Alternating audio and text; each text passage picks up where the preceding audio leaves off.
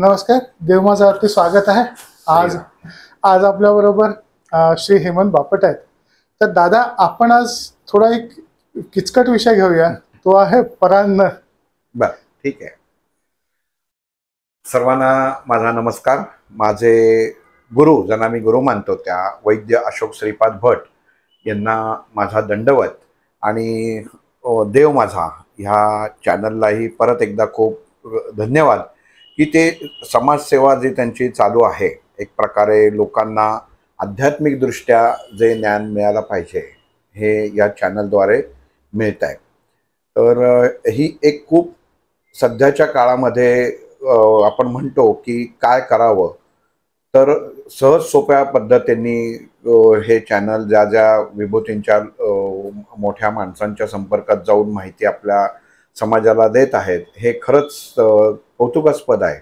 म्हणजे ही त्यांची त्याच्यासाठी खूप खूप धन्यवाद. कारण आपल्याला असं वाटतं की बोललं की झालं, पण त्याच्या पाठीमागे परिश्रम हे खूप असतात. आता आजचा विषय जो परान्न, वास्तविक परान्न म्हणजे काय, तर एक थोडक्यात आपण ह्या विषयामध्ये येण्या अगोदर काही घटना सांगतो की त्यांनी आपल्याला साधारण जोड मिळू शकेल की परान्न म्हणजे कशाला म्हणतात किंवा घेऊ का नाही. त्याच्यासाठी की मनुष्य जीवन आत्ता जगताना माग कर्म ह्या विषयावरती बोलताना किंवा भगवद्गीता हा विषय जेव्हा रेकॉर्ड केला गेलेला आहे, तर त्याच्यामध्ये सांगितलं की प्रत्येक मनुष्याला कर्माच्या अनुषंगानेच फळ मिळत असतं. पण काही गोष्टी जसं अन्न, वस्त्र आणि निवारा, ज्या मूलभूत गरजा आपल्या ठरलेल्या आहेत की ह्या 3 गोष्टी मनुष्याला जर मिळाल्या तर बाकी खरं तर आपण सर्व गोष्टींना ह्या दुय्यम घटकांकडे बघायला पाहिजे. आपल्या आत्ताच्या जीवनामध्ये बऱ्याच जणांचे असे अडचणी असतात, प्रॉब्लेम असतात की घरात सदैव आजारपण आहे किंवा आम्ही कितीही जरी केलं, देवाचं करतो, अनेक स्तोत्र वाचतो, मंत्र वाचतो, त्या काय पारायण करतो, बऱ्याच शांती करून घेतल्या. म्हणजे एक तर जण माझ्या ओळखीचे असे आहेत की ते दर महिन्याला जाऊन कित्येक वर्ष का 2 वर्ष नाशिकला जाऊन त्र्यंबकेश्वरला त्रिपिंडी श्राद्ध करतात दर महिन्याला.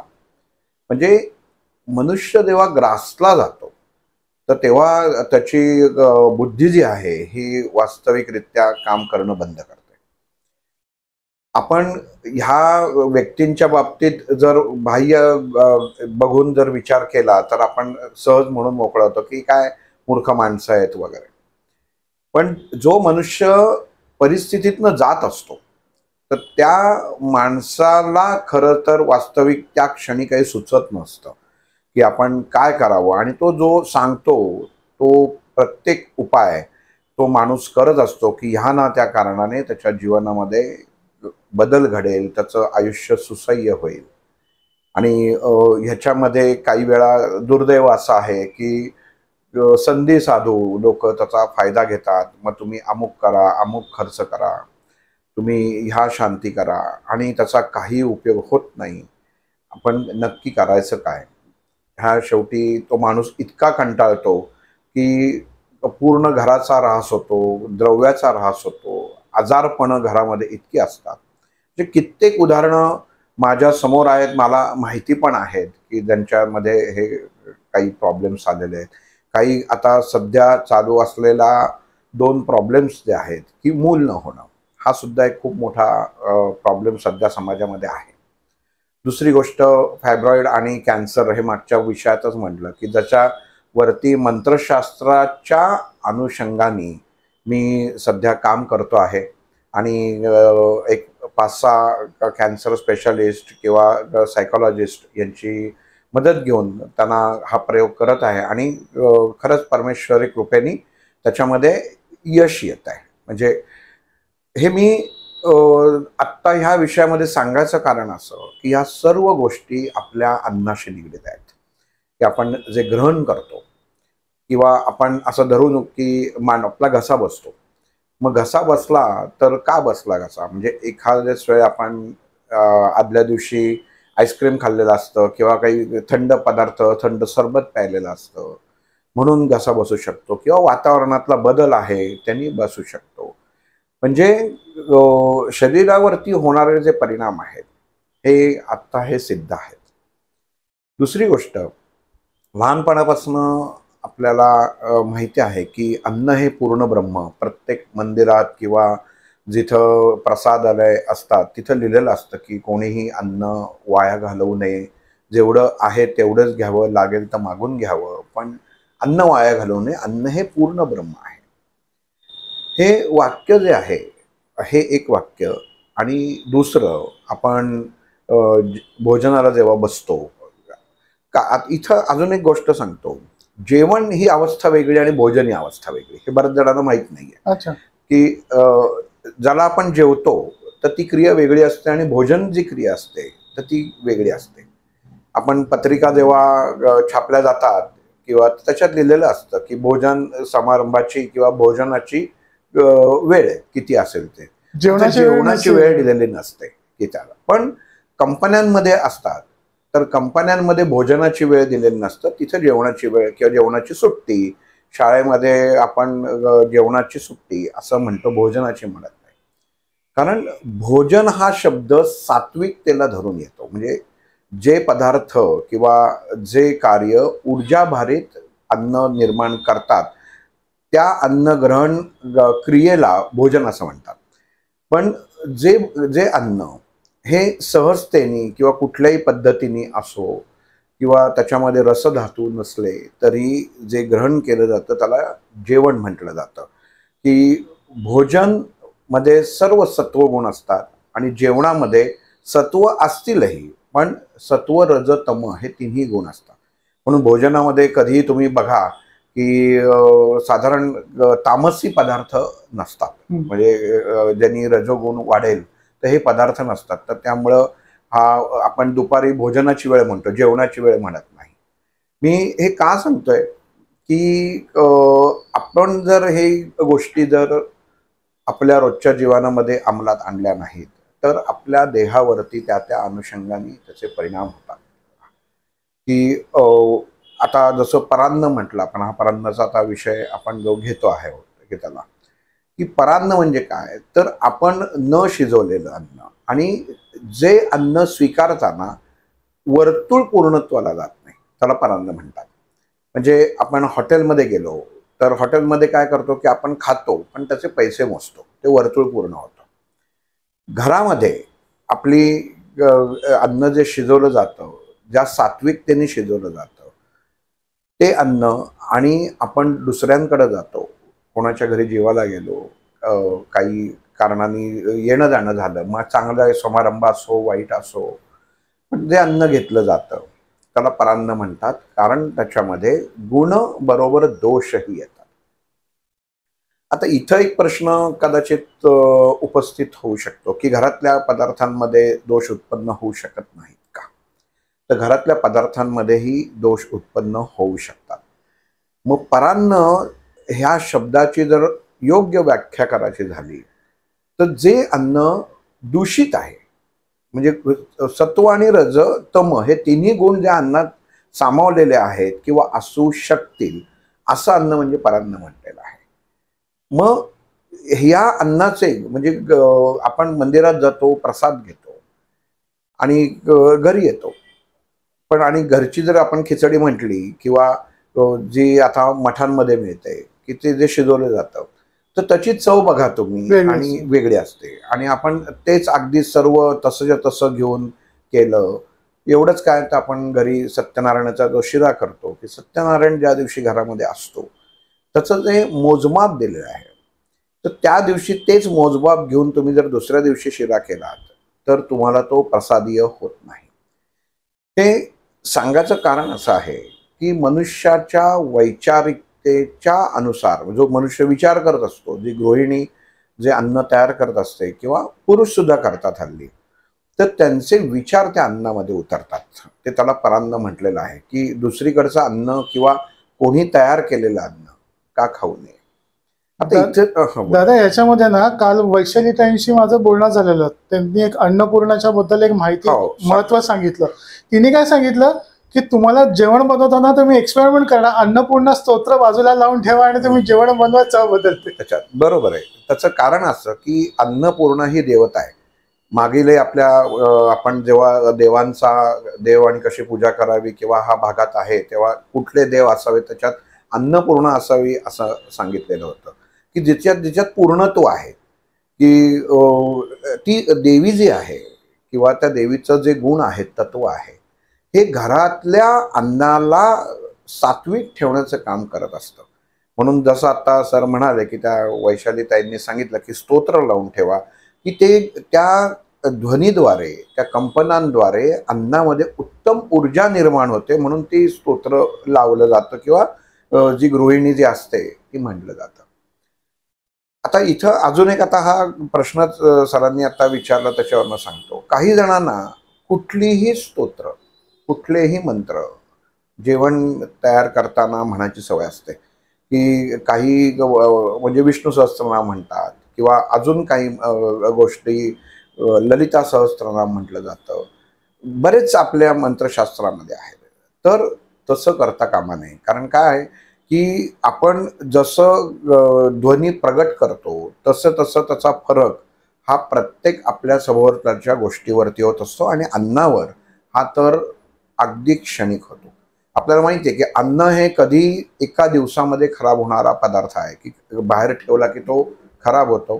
तर त्यामुळं ह्या ज्या स्तोत्रांद्वारे आपण त्या अन्नामध्ये उत्तम गुण निर्माण करू शकतो आणि त्या अन्नाची जी चव निर्माण होते किंवा जी चव असते ती सात्विकतेकडे नेणारी असते. त्याच्यात तामसी गुण जे निर्माण झालेले असतात त्या स्तोत्र मंत्रामुळे ते नष्ट होऊन जातात किंवा जे जंतू असतात किंवा आपण माहीतच नसतं की आपण जे अन्न खातोय त्याच्यात काय आहे, पण त्याच्यात जे दृश्य किंवा अदृश्य स्वरूपात जे काही किडा जंतू असेल तर ते नष्ट होतात.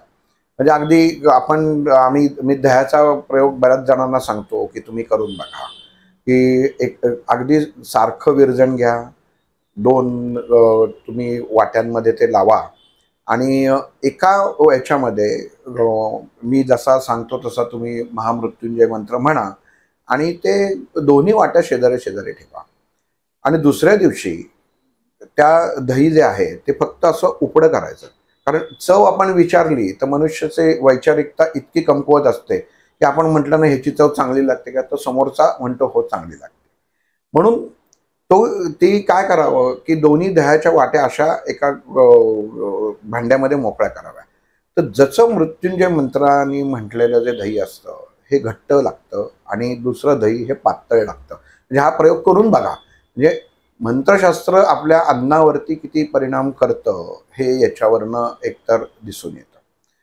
दुसरी गोष्ट अजून एक अशी आहे की माझ्या गुरूंनी मला काय सांगितलं हे शेवटी माझ्यासाठी खूप महत्त्वाचं आहे की जेव्हा मी त्यांच्याकडे जायचो आणि त्यावेळी मी राहायला माझ्या ऑफिसपासून लांब होतो, आई माझी जवळ राहायची आणि रोज मला ती गरम पोळी भाजी करून द्यायची डबा आणि मला गरम खायला अन्न आवडतं, तर ती रोज मला आणून द्यायची ऑफिसच्या पासून जवळ घर असल्यामुळे. पण एक दिवस मला माझ्या गुरुजींनी सांगितलं की तुला आजपासून परान्न बंद करायचं आहे. तर म्हटलं ठीक आहे. तर मी अशा विचारात होतो की परान्न म्हणजे काय, की आता बाहेर कुठं खातोय, कोणाकडे खातोय, ते बंद करायचं आहे असं त्याच्यात हे आहे. तर मी त्यांना ठीक आहे म्हटलं. परत 2 दिवसांनी ते म्हटलं की तुम्ही बंद केलेलं नाही आहे. तर तेव्हा मी हे सांगितलं. आणि काय असतं ह्याच्यामध्ये ही खूप अवघड गोष्ट आहे परान्न बंद करायची. कारण नात्यांमध्ये खूप प्रकारे त्याच्यामध्ये दुरावा निर्माण होतो. लोक तुम्हाला नावं ठेवतात की आम्ही काही विष देतोय का, आमची काही वैचारिकता चांगली नाही का. ह्या सर्व गोष्टींना जेव्हा तुम्ही हा नियम पाळायला सुरुवात करता तेव्हा हे सामोरं जायला लागतं. आणि तेव्हा असं झालं की मला म्हणाले की तुम्ही तुमच्या मातोश्रींच्या हातचं अन्न अजून खात आहात. तर म्हटलं हो खातोय. तर ते म्हणले नाही बंद करा. आता गुरुची आज्ञा ह्याच्यामध्ये कधीही तुम्ही का हा प्रश्न आणू नये. एकदा गुरुंनी हो बोला. तुमच्या गुरूंना तुम्ही न सांगता समजल्या या गोष्टी, हो हो हो, म्हणजे ह्याच्यामध्ये काहीतरी इम्पॉर्टंट आहे. इम्पॉर्टंट आहे त्याच्यामध्ये. आणि ज्यांची कृपा आहे त्यांना तुर्या ह्या नाडीचं मुख्य ते त्यांना अवगत होती. त्याच्यामध्ये या सर्व गोष्टी आपोआप कळतात की काय आहे आणि काय नाही. आणि त्यांना मी म्हटलं की ठीक आहे, मग आता मी आईला सांगितलं की आता तो उद्यापासून काय देऊ नको, असं असं आहे. आता अर्थात बघा कसं आहे की आई आणि मुलगा, आई म्हणजे चिडली की म्हटली अरे तुला मी आज एवढ्या वर्ष मी तुला जन्म दिला, पण म्हटले की तू असा, तिला थोडासा राग आला. शेवटी मातृत्वाला आपण म्हणतो ना की कुठंतरी धक्का हा लागला. आणि माझ्याबरोबर ती आमच्या गुरूंकडे आली. तर ते त्यांनी एका प्रश्नामध्ये हा अडचण हे बाजूला करून टाकली की ते म्हटले की हेमंत तुम्ही ठरवा की तुम्हाला आईच्या हातचं खायचं का मी सांगेन त्या मार्गावरती चालायचं आहे. आणि आत्ताच सांगायचं, म्हणजे ह्याला विचार वगैरे काही करायची काही अवधी दिला आहे असंही काही नव्हतं. आणि तेव्हा मी क्षणाचाही विचार न करता सांगितलं की आजपासून मी आईच्या हातचं खाणं सोडीन म्हणून. आणि मला मग ते माझी आई आता जाऊन 2-2.5 वर्ष झाली, तोपर्यंत काही मी तेवढ्या वर्षामध्ये तिच्या हातचं काही केलेलं काही खाल्लेलं नव्हतं, कारण मी इतकं पाळतो किंवा पाळलेलं आहे. म्हणजे हे कधीची घटना आहे तुम्ही ही सांगता? ही आता म्हणजे कमीत कमी एक 9 ते 10 वर्ष मी खाल्लेलं नव्हतं. म्हणजे एवढा मोठा स्पॅन होता. मग त्याच्यानंतर घरच्यांबरोबर बाहेर जाणं, कुठले नातेवाईक बोलवतात, पण होतं असं की कुठेही खायचं नाही, पाणीही प्यायचं नाही. म्हणजे परान्न म्हणजे अन्नामध्ये पाणी पण येतं. अच्छा. की पाणी पाणीही प्यायचं नाही, अन्न खायचं नाही, कुठल्याही प्रकारचं भोजन स्वीकारायचं नाही. तर ही एक का आता म्हणजे हे जेव्हा घडलं, मग माझी आई ह्या प्रसंगात माझ्या गुरूंची मांडली की मी त्याची आई आहे, मी त्याला काही विष देणार आहे का, हे असं आहे का, मी त्याचं काही वाईट चिंतणार आहे का. एक आई म्हणून तिचं सर्वस्व बरोबरच होतं. पण शेवटी गुरूंनी माझ्यासमोर जो पर्याय ठेवला होता आणि मी तो निवडला होता की नाही, मला ह्यांच्या जे सांगतायत त्या मार्गाने चालायचं. पण इथं आई माझी चिडले असल्यामुळं त्यांनी आईला समजावून सांगितलं की तुम्ही एकदम रागाच्या भरात मला म्हणालात की मी ह्याला जन्म दिलेला आहे, पण म्हणले जन्म आईच देते, पण त्याच्यावर शेवटी संस्कार हे गुरु केले जातात. म्हणजे आपण जसं म्हणतो की कितीही उच्च शिक्षित आई वडील असो, म्हणजे डॉक्टर असो, इंजिनियर असो, अगदी संशोधक असो, पण त्यांनाही त्यांच्या मुलांना घरामध्ये शाळा शिकवता येत नाही, शाळेत त्यांना पाठवायलाच लागतं, गुरुकडं पाठवायला लागतं. म्हणजे तेव्हाच ते जे शिक्षण आहे ते प्राप्त करू शकतात. आणि मग स्वाध्याय मार्गामध्ये ह्या गोष्टी तुम्हाला ज्याप्रमाणे गुरु सांगतो. आणि ह्याच्यात मारुतीचं उदाहरण सगळ्यात खूपच सुंदर घेण्यासारखं आहे की कधीही त्यांनी प्रभू रामचंद्रांना विचारलं नाही की तुम्ही इकडं जा सांगताय, हे आणायला सांगताय, ते आणायला सांगताय. म्हणून कचं अक्षर जे आहे हे मारुतीच्या याच्यामध्ये का, कधी, कुठं, कसं, केव्हा, हे कधीही मारुतींनी केलं नाही. जी आज्ञा पडली ती फळत्या याची आज्ञा मानली आणि त्यांनी ते काम केलेलं आहे. इतकं गुरुशी प्रत्येक माणसाने एकनिष्ठ असावं. मग जेव्हा हा परान्न, त्यांनी मला म्हणजे एखादे संस्कार करताना तेवढा पहिल्यांदा अन्न त्यांनी बाजूला केलं की तू खाऊ नकोस. आता का खायचं नाही, म्हणजे परान्न का घेऊ नये ह्याचं एक तुम्हाला आता कारण सांगतो. म्हणजे मूळ विषय जो आहे त्याच्यामध्ये आपण येऊ की त्याला का खायचं नाही. की जेव्हा अन्न बनवलं जातं तर तेव्हा अन्न बनवताना त्याच्यामध्ये जी गृहिणी अन्न बनवते तेव्हा तिच्या डोक्यामध्ये विचार चालू असतात. आणि हे जेव्हा विचार चालू असतात तेव्हा ते पूर्ण विचार तिच्या सत्व रज तमाच्या अनुषंगाने त्या अन्नात उतरतात आणि त्या अन्नाचे गुण बदलतात.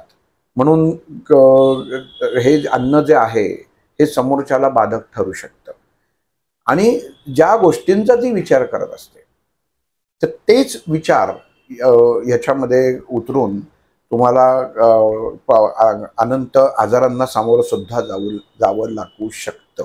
की कोणाकडे गेलात किंवा काही हे केलात आणि जर अन्न खाऊन आलात, म्हणजे माझ्याकडे बरीच अशी उदाहरणं आहेत की ज्यांना फक्त अन्न बंद करायला सांगितलं आणि त्यांचं आयुष्य उत्तम झालं, ज्यांना मुलं होत नव्हती त्यांनाही मुलं झाली. म्हणजे हे आश्चर्य वाटण्यासारखं आहे की हा संबंध कुठला कुठं आहे त्याच्यामध्ये.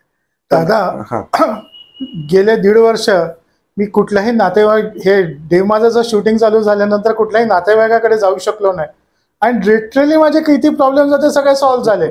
आणि मी हा विषय का तुमच्यासाठी घेतला, कारण हे परांना ऍक्च्युली लिटरली बर्बाद करून करतात. म्हणजे मी अशा व्यक्तीला ओळखतो की जी व्यक्ती एकाकडे लक्ष्मीचं व्रत केलेलं, मी तिला सांगितलं जाऊ नको तिथे, ऐकलं नाही, हट्टाने गेले आणि लिटरली बिझनेस बर्बाद झाला. बर्बाद होतो. अगदी खूपच आहेत. म्हणजे अन्नाचे गुण आपण म्हणतो ना की, आणि बघा ना तुम्ही, आपण नुसतं अन्न हे पूर्ण ब्रह्म आहे काय? ब्रह्म म्हणजे उत्पत्ती आहे. उत्पत्ती म्हणजे फक्त प्रत्येक क्षणाची उत्पत्ती त्या ब्रह्मतत्वामध्ये सामावलेली आहे. म्हणून हे अन्न हे पूर्ण ब्रह्म, या शब्दाचा अर्थच असा आहे की अन्न वाटेल ते तयार करू शकतं. आणि एक सिंपल गोष्ट बघा की जन्मापासनं मृत्यूपर्यंत तांदूळ हा पण एक भाग आहे की जो शेवटच्या क्षणापर्यंत हा घटक वापरलेला असतो.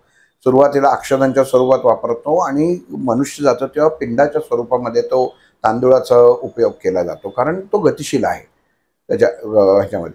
म्हणून भात हा जो आहे, भात हा प्रकार आता काय आहे, आपल्याला काही गोष्टी सांगून ह्या पटकन स्वीकारणं हे खूप अवघड गोष्ट असते की नाही, कसं काय करणार आहे, आपण बोलतोय ठीक आहे, पण जेव्हा तुम्ही आता हे स्वीकारायला सुरुवात कराल ना, तेव्हा तुम्हाला इतक्या तुमच्या अडचणी वाढतील की नाही असं नाही होणार, मग दुसऱ्याकडे कोणाकडे खायचंच नाही का, ह्या गोष्टींवरती या रस्त्यावर चालणं खूप म्हणजे अवघड आहे याला.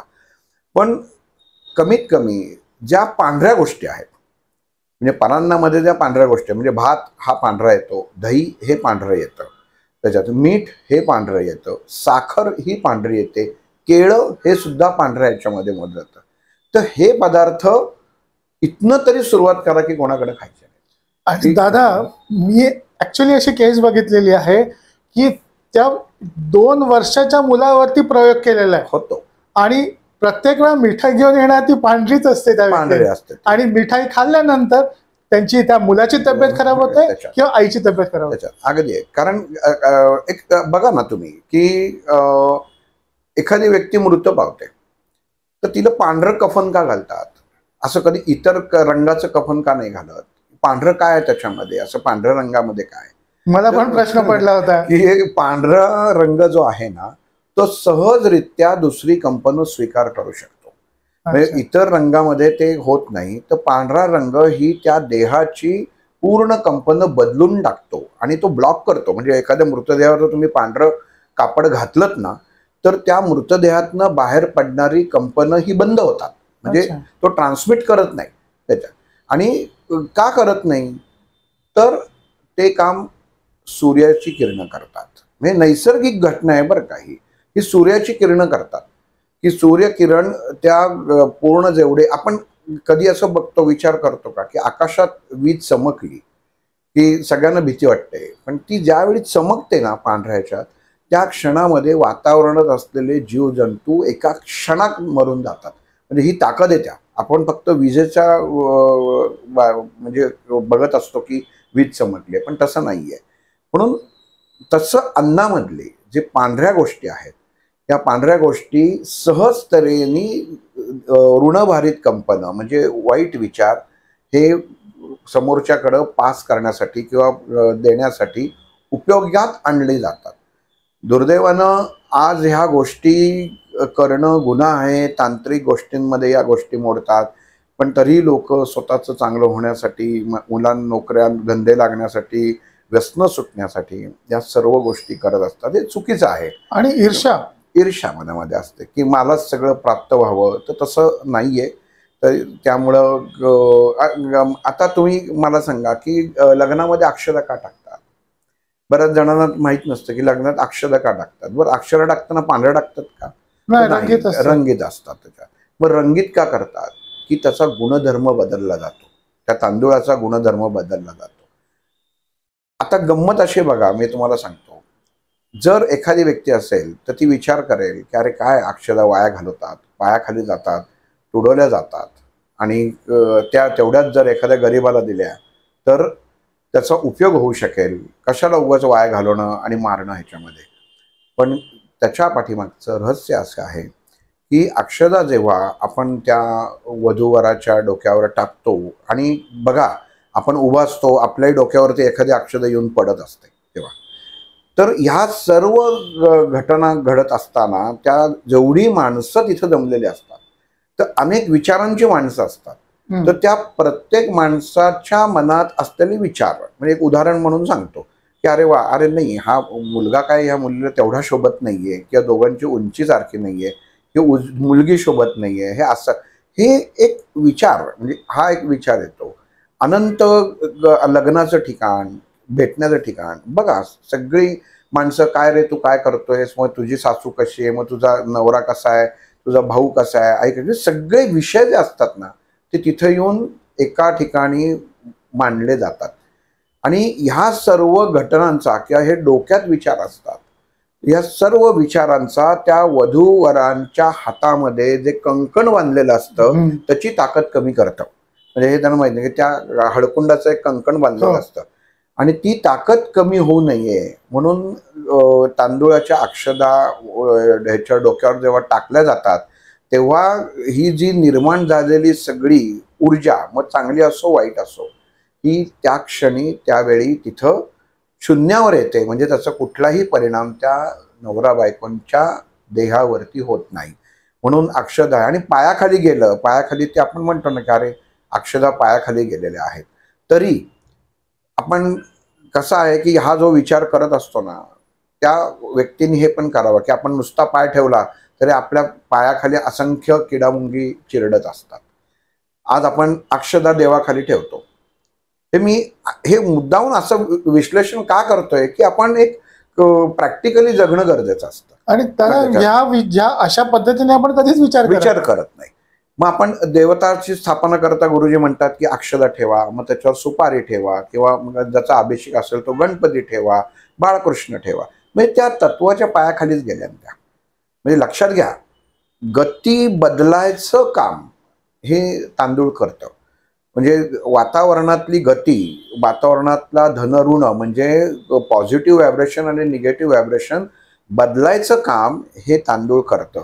म्हणून याच्यात एक उपाय आत्ता सांगून टाकतो की जो त्याच्यामध्ये आता मला माहिती आहे की एखादं लहान मूल जर दचकून जागा होत असेल, एखाद्याला जर वाईट स्वप्न पडत असतील, एखाद्याला नको मुहूर्तात्मांची स्वप्न पडत असतील, विशिष्ट गोष्टींचे अनेक माणसांना स्वप्न पडत असतात, तर त्यांनी एक पुडी जरी पांढऱ्या पुड्या आपल्या कागदामध्ये छोटीशी पुडी घेऊन उशाखाली जरी ठेवली ना तरी त्यांची स्वप्न किंवा ते मूल दचकून उठणं त्या क्षणापासून बंद होतं. म्हणजे इतकी तांदूळामध्ये चुंबकीय क्षेत्र खेचून घ्यायची ही ताकद आहे की आपल्या मेंदूमधल्या न्यूरॉन्सवरती ते काम करतं त्याच्यात. म्हणून आता परत आपण आपण त्याच्यामध्ये हा विषय कंप्लीट करूया. की जे हे मगाशी सांगितलं होतं की ते खूप जणांचं असं पायाखाली अक्षता आल्या, इतके किलो अन्न वेस्ट केलं वगैरे, तांदूळ, ते जे तांदूळ एकत्र केले जातात ते कुठेतरी कचरा कोंडीमध्ये टाकले जातात.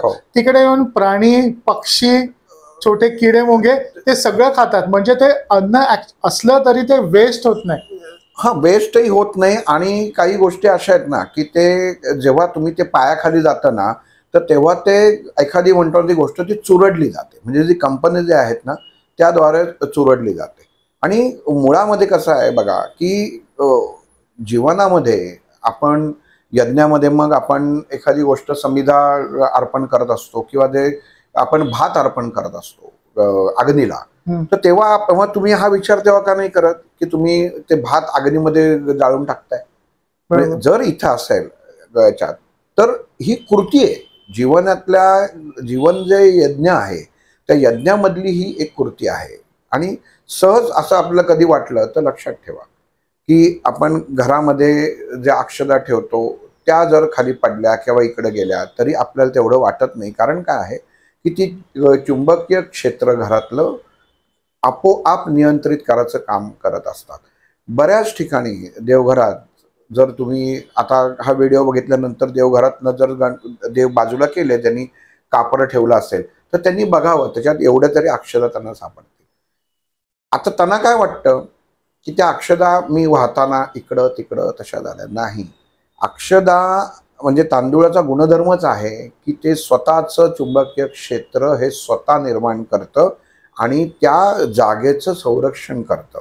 म्हणून अक्षदाला खूप महत्त्व आपल्या भारतीय संस्कृतीमध्ये किंवा देवदेवतांची पूजा करताना प्रत्येक घटनेमध्ये जीवनाच्या तांदूळ हा खूप महत्त्वाचा घटक मानला जातो. आणि जेव्हा आपण अन्न खातो तेव्हा या अन्नामध्ये ते दोष पकडून ठेवायची ताकद त्या तांदूळामध्ये असतात. मग तांदूळापासून बरेच पदार्थ केलेले असतात. भात हा अविभाज्य घटक आहे. आता तुम्ही म्हणाल मग आम्ही एखाद्यांकडं डोसा खातो. दादा त्याच्यामध्ये ना एक थोडंसं याच्यामध्ये असं ट्विस्ट होता की कित्येकदा ना की असं गृहिणी अशा सांगतात की जे देवाऱ्यामधले जो तांदूळ जे अक्षता आहेत त्या मग थोडेसे जे असतं ना 4-5 अक्षता किंवा मूठभर ते इव्हन गणपतीच्या खाली जेव्हा गणपती आसनाधीन होतो ते जे असतात ना ते घरच्या तांदळामध्ये मिक्स केले जातात. नाही, ते चुकीचं आहे. कारण कसं आहे, मी आत्ताच सांगितलं की तांदूळ हा चुंबकीय क्षेत्र चांगल्या आणि वाईट गोष्टींची जी कंपनं तयार होतात त्यांना बांधून ठेवणार आहे. मग ते त्याच्यामध्ये मिसळू नये. म्हणजे घरच्या याच्यामध्ये अक्षता मिसळू नये. आणि मुळात त्याच्या अक्षता तेवढ्यासाठी केल्या जातात की त्या कुठल्याही व्यक्तीने ग्रहण करू नये. कारण अक्षदांना बघा रंग असतो, तरी काही काही जण असतात की ते नाही तेही नाही सोडत, धुतात आणि मग त्याच्यामध्ये खाल्लं तर चालतात. पण काही विशिष्ट विधी असेल की ज्याच्यात आपण नंतर त्या घरातल्या सुवासिनीची गृहिणीची ओटी भरली जाते, त्याच्यातले जे तांदूळ आहेत गुरुजी सांगतात की ते तुम्ही ह्याच्यामध्ये घरामध्ये तुम्ही ते वापरू शकता. ते विशिष्ट कारण असतं.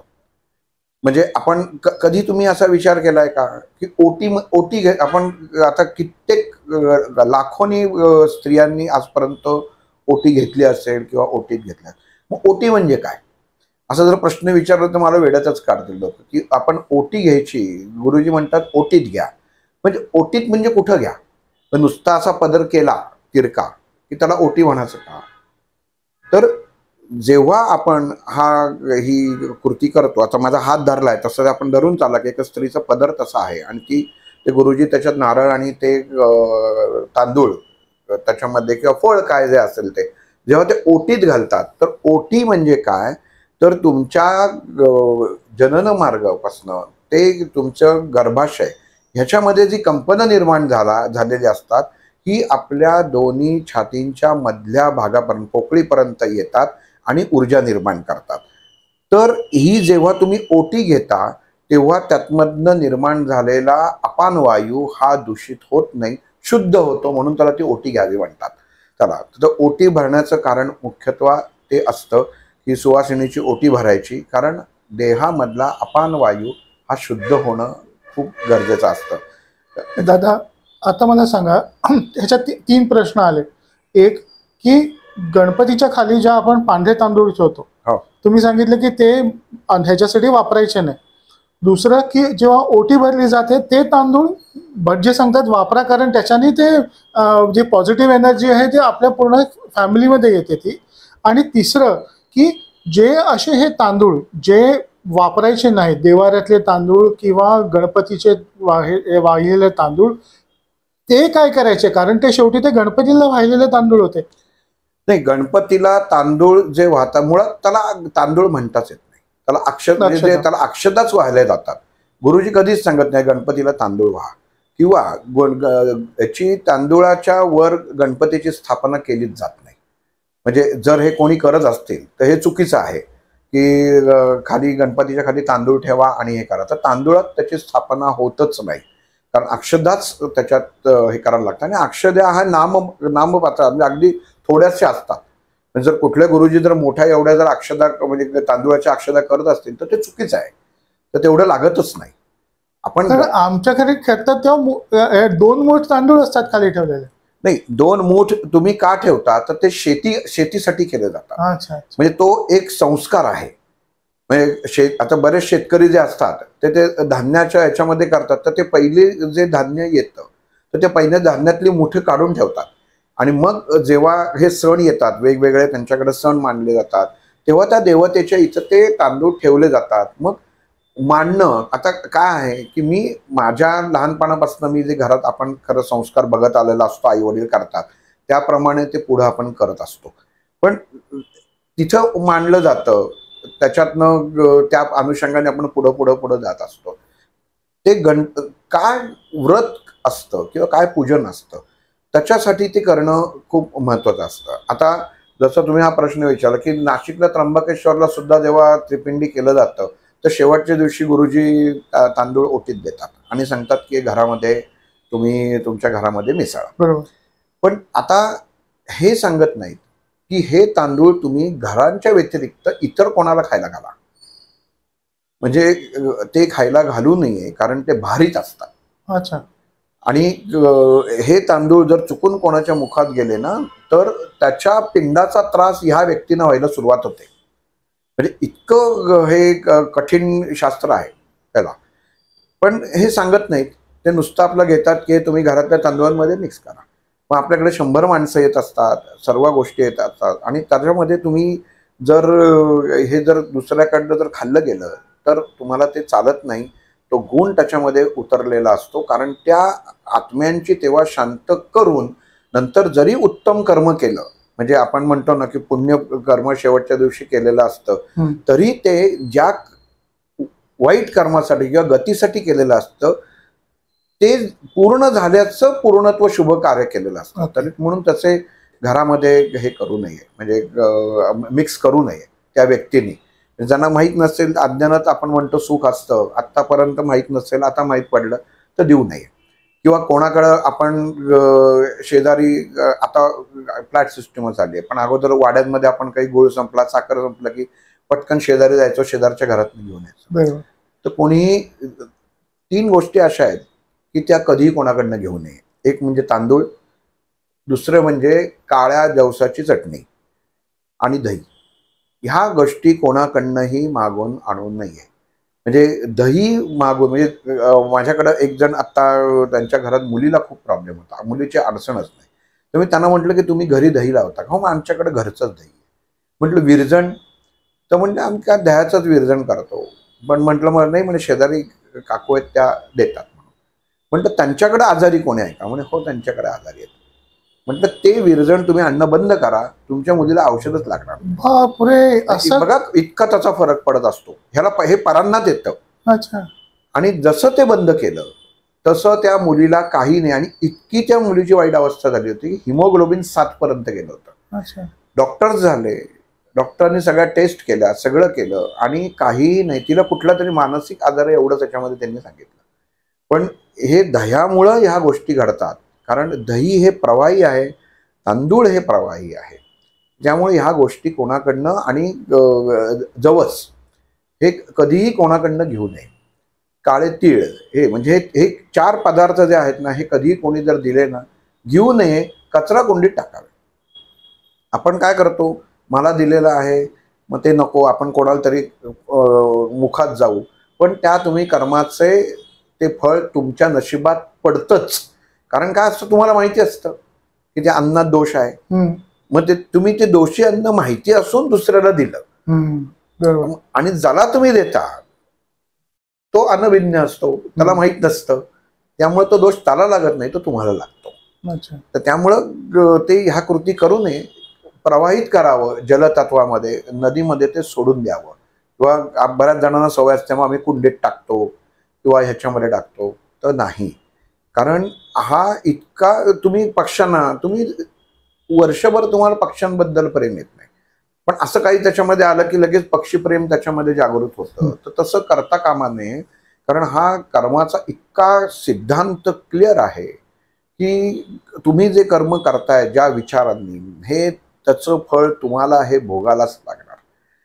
आता अजून एक परांनाचा, म्हणजे उत्तम त्याच व्यक्तीकडे ग्रहण करावं की जशी ती तो सत्व रज तम ह्या तिन्ही गुणांचा आदर करतो. आणि याचं सगळ्यात उत्तम उदाहरण म्हणजे महाभारतामध्ये जेव्हा भगवान श्रीकृष्ण हे युद्ध होऊ नये म्हणून जेव्हा संदेश घेऊन गेले होते यांच्या दरबारामध्ये धृतराष्ट्राच्या, तेव्हा दुर्योधनाने सांगितलं की तू आता दुपारच्या जेवणाला इथंच थांब म्हणून श्रीकृष्णाला त्यांनी विनंती केली.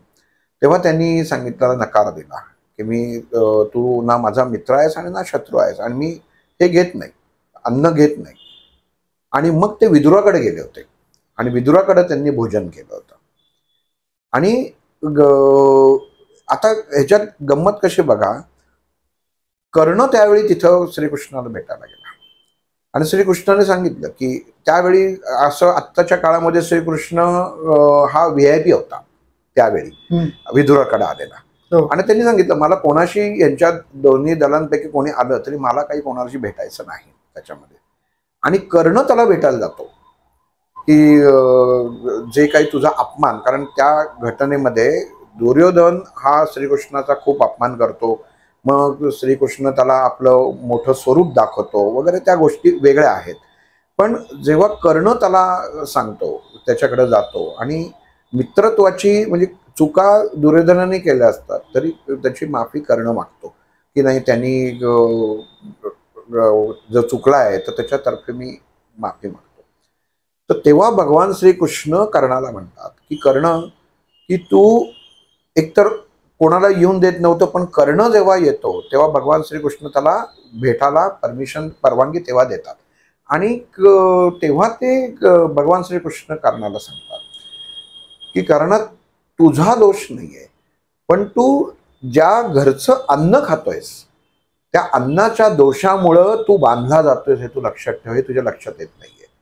तर त्यामुळं तू जे शुद्ध अन्न आहे त्या दलात तू ये, असं तेव्हा त्याच्यामध्ये त्यांनी सांगितलेलं आहे. म्हणजे भगवान श्रीकृष्णांनी सुद्धा अन्न जे परान्न जे आपण म्हणतो की अन्नाचा गुण दोष, हे सुद्धा तेव्हा त्यांनी सांगितलेलं होतं. पण त्याची स्तुतीच तेव्हा श्रीकृष्णांनी कर्णाची केली होती. का कर्णाने सांगितलं की जे माझ्या मित्राने माझ्यासाठी केलं, बरं तो काही असे ना, तर त्याची मी साथ शेवटपर्यंत सोडणार नाही.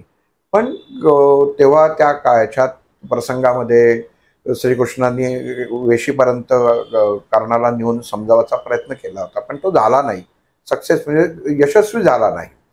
पण त्याच्यामध्ये त्यांनी हा उल्लेख केला होता की तू परान्न घेऊ नकोस. दादा, तुमच्या पुस्तकामध्ये पण एक छान उल्लेख होता की साधू जातो आणखी ज्वेलरच्याकडे जाऊन हफ्ताभरात. बरोबर आहे, ते चोरीचं जसा, कारण ते अन्न ज्या पद्धतीने कमवलेलं असतं ना, तर त्याचे गुण त्या अन्नामध्ये उतरत असतात. द्रव्य सुद्धा जे आहे ते त्याला काही एक साधं सोपं उदाहरण बघा, त्या प्रेक्षकांना ते एक्झाम्पल सांगा ना तुमच्या पुस्तकाच्या याच्यामध्ये काय असतं. एक आता ते उदाहरण 2-3 अनुषंगाने ते येतं की एक साधू एका व्यापाऱ्याकडं उतरतो आणि त्या मनुष्य उतरतो. म्हणजे हे 2-3 प्रकारे उदाहरण येतो. एका आता सरांनी पुस्तकात माझं सांगितलंय ते आत्ता माझ्याकडे लक्षात नाही, पण मी उदाहरण सांगतो की एक मनुष्य की जो उत्तम प्रकारे मनाने उत्तम असतो, तो एका व्यापाऱ्याकडे उतरतो आणि त्याच्याकडे अन्न खातो, म्हणजे त्याच्याकडे जेवतो, त्याच्याकडे राहतो. आणि दुसऱ्या दिवशी जे पुढे जातो, पुढच्या घरामध्ये जातो प्रवास करत असताना, तेव्हा त्या दुसऱ्या घरामध्ये जाताना त्याच्या पत्नीचे दागिने तिथे ठेवलेले असतात. तर त्यातला तो एक हार तो चोरतो. आणि ते चोरल्यानंतर हे जेव्हा लक्षात येतं त्याच्या की अरे मी आत्तापर्यंत व्यवस्थित वागलेलो होतो किंवा माझ्या हातनं कधी चुका झालेल्या नव्हत्या, पण आता मी ह्या घरामध्ये आलो आणि अशी माझी बुद्धी का फिरली की मी इथेही चोरी करावी, याला माझ्या मनामध्ये कसं आलं, कारण आधी कधी आलेलं नाही. कारण राजापासनं त्याची सगळ्या राजवाड्यातनं तो फिरत असतो, तेव्हा कधी मनात हे झालेलं नसतं, पण इथं मात्र झालेलं असतं. तर तेव्हा तो जेव्हा त्याची तो चौकशी करतो तेव्हा लक्षात येतं की त्यांच्या घरामध्ये जी अगोदरच्या ज्या आढळून आलेला असतो, तर त्या माणसाची कमाई ही चोरीची असते. म्हणजे तो लोकांना त्याचा दागिन्याचा व्यवसाय असतो आणि ते दागिने करताना ते लोकांना लुबाडून म्हणजे फसवून त्यांनी ते पैसा कमवलेला असतो. आणि ते जे अन्न असतं ते या माणसाने खाल्लेलं असतं. त्याच्यामुळं त्याला तो त्या अन्नाचा तो गुण त्या माणसामध्ये येतो आणि तशीही वैचारिकता तशीच बदलते आणि तो चुकीचं वागतो.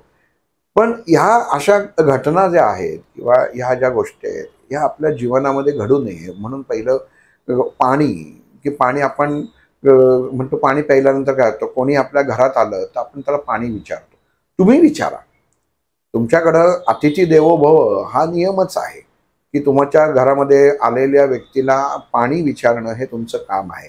पण जेव्हा तुम्ही परान्न वर्ज्य करता तेव्हा तुम्हाला दुसऱ्याच्या घरी जाऊन पाणी प्यायचाही अधिकार नाही. हे लक्षात ठेवा, की जर तुम्ही ॲडजस्टेबल परान्न सोडलं तर त्याचा उपयोग होत नाही. किंवा मी अमुकच सोडतो तमुकच सोडते तर नाही. नाही हे म्हणणं खूप महत्त्वाचं आहे, की आम्ही एकदा खाणार नाही की खाणार नाही. बऱ्याच जणांचा मग प्रश्न पडतो, मग बाहेर हॉटेलमध्ये खाल्लेलं कसं काय चालतं त्याच्यात. ते हॉटेलमधलं चालतं याचा अर्थ तुम्ही तिथं पैसे देता आणि ते त्याची किंमत मोजता, त्यामुळे तुम्ही ते खाल्लेलं चालतं. दुसरी गोष्ट, जर आता हा प्रयोग जो आहे तो तुम्ही करून बघा, की दोन स्त्रियांना सम प्रमाणामध्ये जरी घटक दिले आणि आमटी करायला सांगितली तरी ती आमटी सारखी होत नाही. कारण त्या आमटीमध्ये त्या स्त्रीचे जे गुण असतात, विचारांचे गुण असतात, ते त्याच्यामध्ये त्या आमटीत उतरतात आणि ती जे विचार करते हे घरातल्या सगळ्यांना त्या गुणांचा परिणाम म्हणून ते सर्व गोष्टी सहन करायला लागतात. म्हणजे बऱ्याच जणांच्या घरामध्ये खूप मोठी आजारपणं असतात, की हा आजारी पडला की तो आजारी पडतो, मग हा उठला की तो पडतो. त्यांनी हा एक जो अन्नाचा जो प्रकार आहे, की आपल्या घरामध्ये कुठली बाहेरची व्यक्ती येऊन अन्न शिजवत नाही ना. जसं हल्ली घरामध्ये पोळ्या केल्या जातात, पोळ्या करायला बाई असते, अन्न शिजवायला बायका येतात. तर त्यांच्या घरातल्या ज्या गोष्टी असतात किंवा त्यांचे जे काही अडचणी असतात त्या डोक्यात घेऊन त्या आलेल्या असतात आणि ते गुण तुमच्या अन्नामध्ये ते उतरतात आणि त्या गोष्टी तुम्हाला त्या सहन करायला लागतात. आजच्या काळामध्ये हा खूप मोठा गंभीर प्रकार आहे. म्हणजे हे मी बोलून म्हणजे एखाद्या गृहिणीच्या किंवा एखादी म्हणजे बाई कामगार असेल तर तिच्या पोटावर पाय आणण्यासारखं आहे. असं म्हणाल की असं असं झालं तर मग काय करायचं, तर नाही आहे. आपल्या घरातल्या व्यक्तींना आपणच एक सोपी क्रिया सांगतो. जेव्हा एखादी व्यक्ती घरामध्ये, आपण कधी असा विचार केला का की सगळं पदार्थ बनवणं सोपं असतं पण पोळी लाटणं अवघड असतं. म्हणजे कुठल्या मुली स्वयंपाक जर शिकल्या असतील तर त्यांच्यात बघा त्यांना ती पोळी लाटता येत नाही, चौकोनी हे होतं ते होतं, मग ती आई शिकवते त्याला. जेव्हा ती बाहेरची बाई घरामध्ये येते आणि जेव्हा ती पोळी लाटायला लागते तर हा पुढं जातो. जेव्हा तो लाटणं जातो तर तो धनभार होतो. तिचे दोन्ही हात त्या लाटण्यावर असतात. तर ते दोन्ही धन आणि ऋणभार, ती दोन्ही कंपनं त्याच्यामधनं जो निर्माण होतो, आपण मागं बघितलं होतं की टाळी वाजवली म्हणजे ते शून्य त्याच्यामध्ये अवस्था निर्माण होते. तशी ह्याच्यामधनं त्या अन्नामध्ये तो दोष निर्माण होतो आणि तो दोष त्या पोळीबरोबर लाटला जातो. बरं नुसता लाटला जातो का, तर नाही तर तो भाजला जातो आणि उत्तम प्रकारे तो दोषी बनून तुमच्या ताटामध्ये येतो. हे तुम्ही प्रयोग करून बघणं खूप गरजेचं आहे. कारण अशा असेल ना तर 4 पोळ्या तुम्ही करून बघा वेगळ्या आणि 4 पोळ्या अशा करून बघा की त्या गुणधर्मामध्ये फरक पडेल. काका दादा याच्यामध्ये ना एक्झाम्पल देतो, आजीच्या पोळ्या असतात ना त्या नातवंडांना जाम आवडतात. कारण काय सात्विक गुण येतो. आजी पोळ्या 4 पदराच्या करायच्या, 2 पदराच्या करायच्या, तर तो भाग नसतो.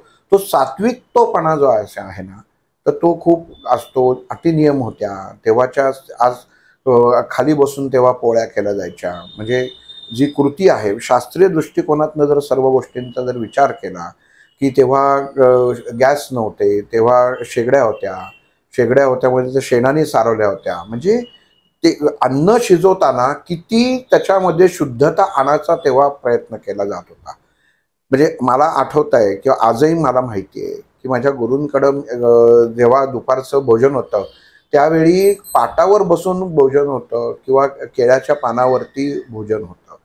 का आपण आता केळ्याच्या पानावर म्हटल्यानंतर लोक वेड्यात काढतील, पण आज तुम्ही साऊथमध्ये जा किंवा मद्रास किंवा त्या बाजूला जर तुम्ही गेलात ना तर अजूनही ती माणसं केळ्याच्या पानावरती जेवण करतात. कारण काय आहे, ते गुण जे आहेत ते बदलतात. आणि त्यांचा मुळात बघा, भातच सगळ्यात महत्वाचं अन्न असतं. त्या भातामध्ये ते रस्सम घालतात आणि त्या सगळ्या गोष्टी खातात. म्हणजे जेवढा दोष आहे ना, तर तेवढं निसर्गानेच त्यांनी दिलेलं आहे की त्याच्यात मधले दोष काढायसाठी कशा काढायचा, तर तुम्हाला केळ्याचं पान दिलेलं आहे. केळ्याच्या पानावरती जर तुम्ही जेवलात तर येणारे सगळे दोष जातात. म्हणजे ज्या अन्नामध्ये दोष असतील ना, तर ते केळ्याच्या पानामधनं जातात. केळ्याच्या पानावर जर तुम्ही जेवण केलं रोज, तर ते सर्व दोष जातात. म्हणजे ही एक अतिशय सिद्ध झालेली आपल्या संस्कृतीमध्ये दिलेली गोष्ट आहे की केळ्याच्या पानावरती नेहमी जेवण करावं. पण आता कालानुरूप ते आपल्याला शक्य होत नाही, आपल्याकडे नाही. पण बँगलोरला मी होतो ना, तिकडे हमखास तिकडे दुकानात रस्त्यावरती बसले असतात. तुम्ही बघा की बाजारामध्ये जिथं उडीद वडा इडली विकली जाते की ते केळ्याच्या पानात असते. आपण म्हणतो किती छान दिसतंय, आपल्याला ते बघायला छान वाटतं, किंवा ते छोट्याशा ताटलीत केळ्याचा तुकडा घेऊन देतात. पण ते उत्तम राहावं म्हणून नसतं. त्यातली जी कंपनं जी असतात अन्नातली, त्याचा शरीरावर परिणाम होऊ नये म्हणून ते केळ्याचं पान तिथं वास्तविक लावलेलं जातं. हे त्याच्या पाठीमागचं शास्त्र आहे त्याला, म्हणून ती केळ्याच्या पानातनं देतात त्याला. तर इथं त्यामुळं काय होतं की घरातली येणारी स्त्री किंवा आपल्या घरामध्ये कोणी तात्पुरतं जर पाहुणे आला, त्यांनी केलेलं अन्न, ही या सर्व गोष्टी ज्या आहेत ह्या परान्नातच मोडल्या जातात.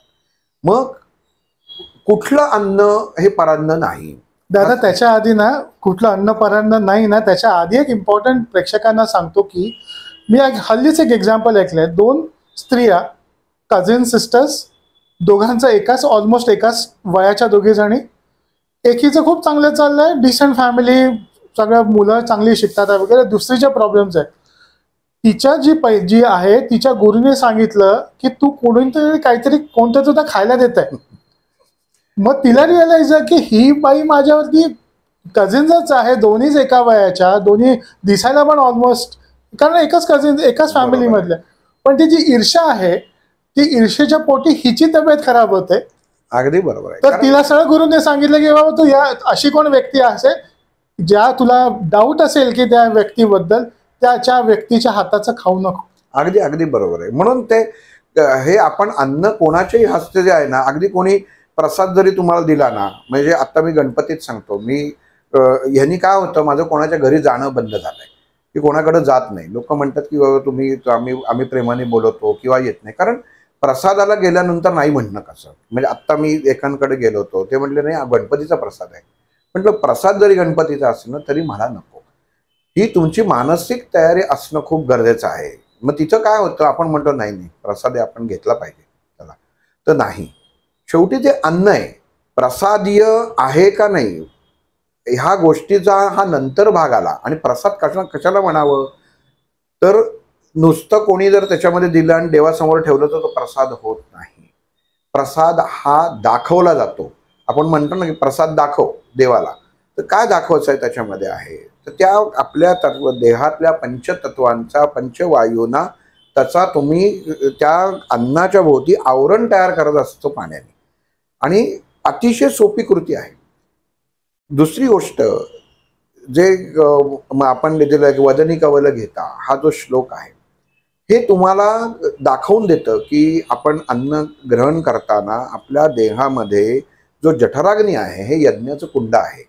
म्हणजे जे येते ते तुम्ही भसाबस टाकू नका, जे स्वीकार करू नका, ते थोडंसं मोजक्यात घ्या.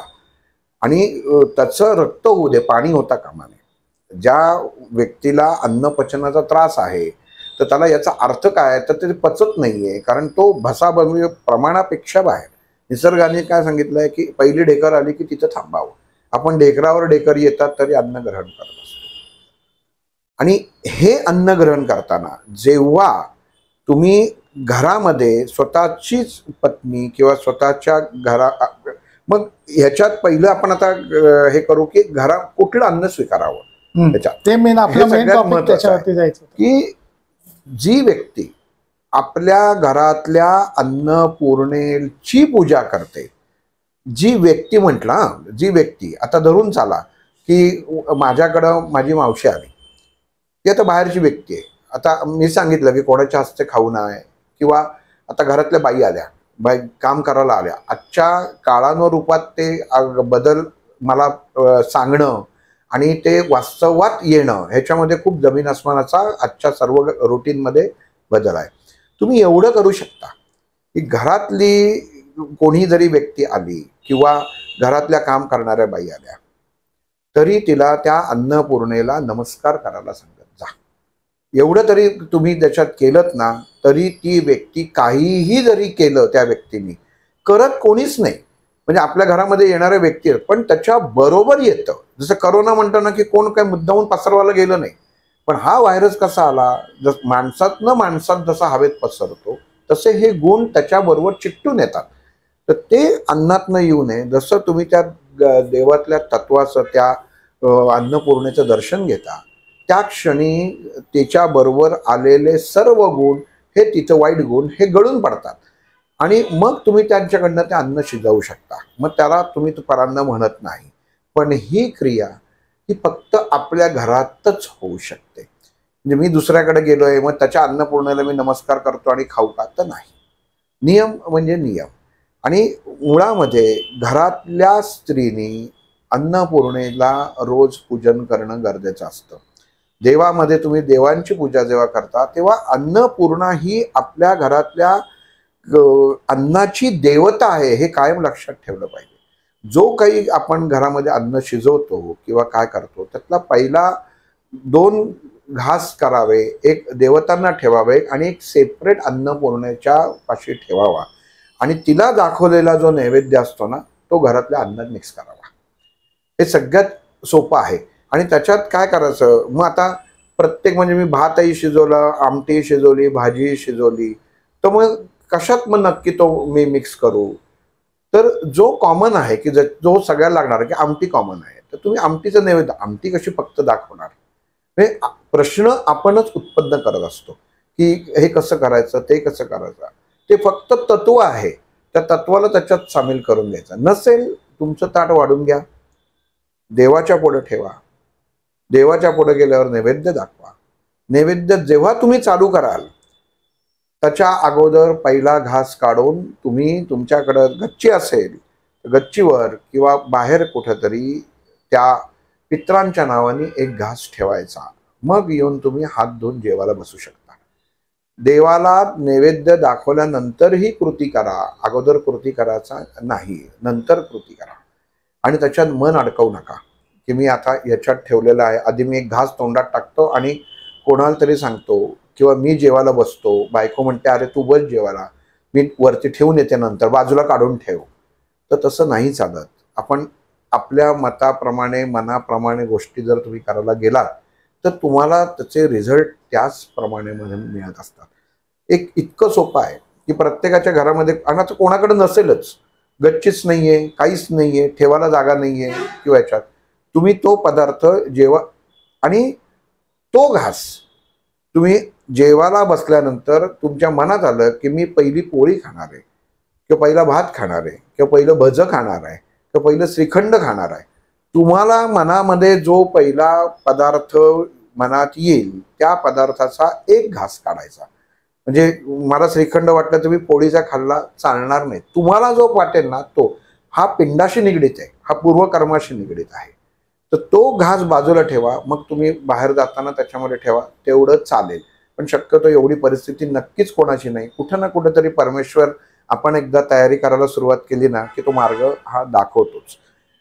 अजून याच्यामध्ये की परान्न घेतल्यानंतर देहामध्ये विषधारा तयार होते.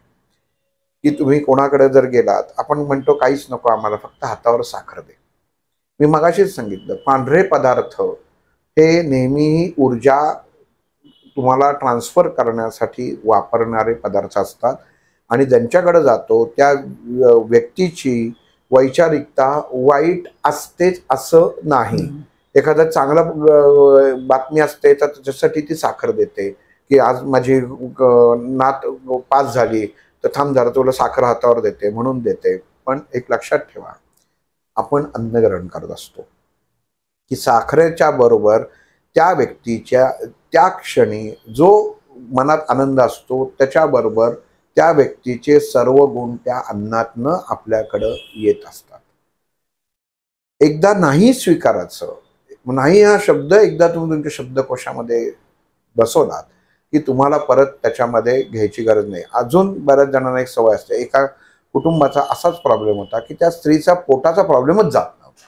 सगळं त्याच्यामध्ये करून झालं की पोटाचा प्रॉब्लेम नाही, सगळं सोनोग्राफी झाली, हे झाली, पण तिचं पोट दुखणं काही थांबायचं नाही. तिला काहीच बाकी त्रास होत नव्हता.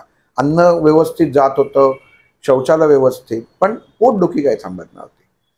मग तेव्हा त्या ताईंची भेट झाली. म्हटलं, तुम्ही कोणाकडनं लोणचं सदृश्य पदार्थ आणून खाताय का?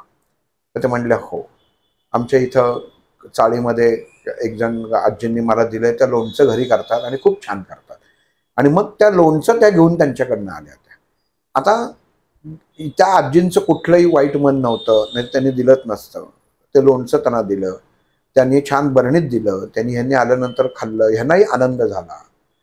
पण शेवटी ज्यांनी दिलं त्यांच्या घरातले गुण, ज्यांनी ते कैऱ्या का काय त्याच्यामध्ये त्या आपण मिरची कसलं लोणचं होतं मला माहित नाही, मी आता सांगतोय कशाचं असेल, ते पदार्थ ज्यांनी कापले त्यावेळेचे त्याचे विचार, हे सगळं त्या लोणच्यात उतरतं. आणि जेव्हा ते हाताला हात लागतो माणसाचा, तेव्हा त्या हातातले सर्व गुण त्या पदार्थामध्ये उतरले जातात. कणिक मळताना आपण बघा, घरातल्या स्त्रीनी कधीही अन्न बनवताना विचार हे उत्तम ठेवणं गरजेचं असतं. तुमच्या प्रत्येकाच्या घरामध्ये भांड्याला भांडं हे लागतं, पण त्या स्त्रीचं एकटीचा नाही, तर तिला मुलं बाळ असतात, आपला नवरा असतो, बाकीचे कुटुंबीय असतात. अन्न शिजवताना मन अतिशय आनंदी आणि प्रफुल्लित हवं. जसं बघाशी सर म्हणाले की अन्नपूर्णेचं एक श्लोक किंवा आरती लावून अन्न शिजवावं, त्याचं कारणच असं आहे की आपले मेंदूतलं जे सप्रेसर असतात त्यांनी ती कंपन ग्रहण करावी आणि आपला विचार उत्तम राहावा, हे त्याच्या पाठीमागचं गणित आहे. म्हणून जे कालवलं जातं, तर जी गोष्ट आपण हृदयात कालवा कालवी होते, म्हणजे नक्की काय होतं असं कधी आपण विचारलं? काही नाही हो, काय हृदयात ना काही असा प्रसंग आला ना की माझ्या हृदयात कालवा कालवी होते. म्हणजे असं होतं की देहामधली जी कंपनं आहेत ही अस्थिर अवस्थेमध्ये जातात.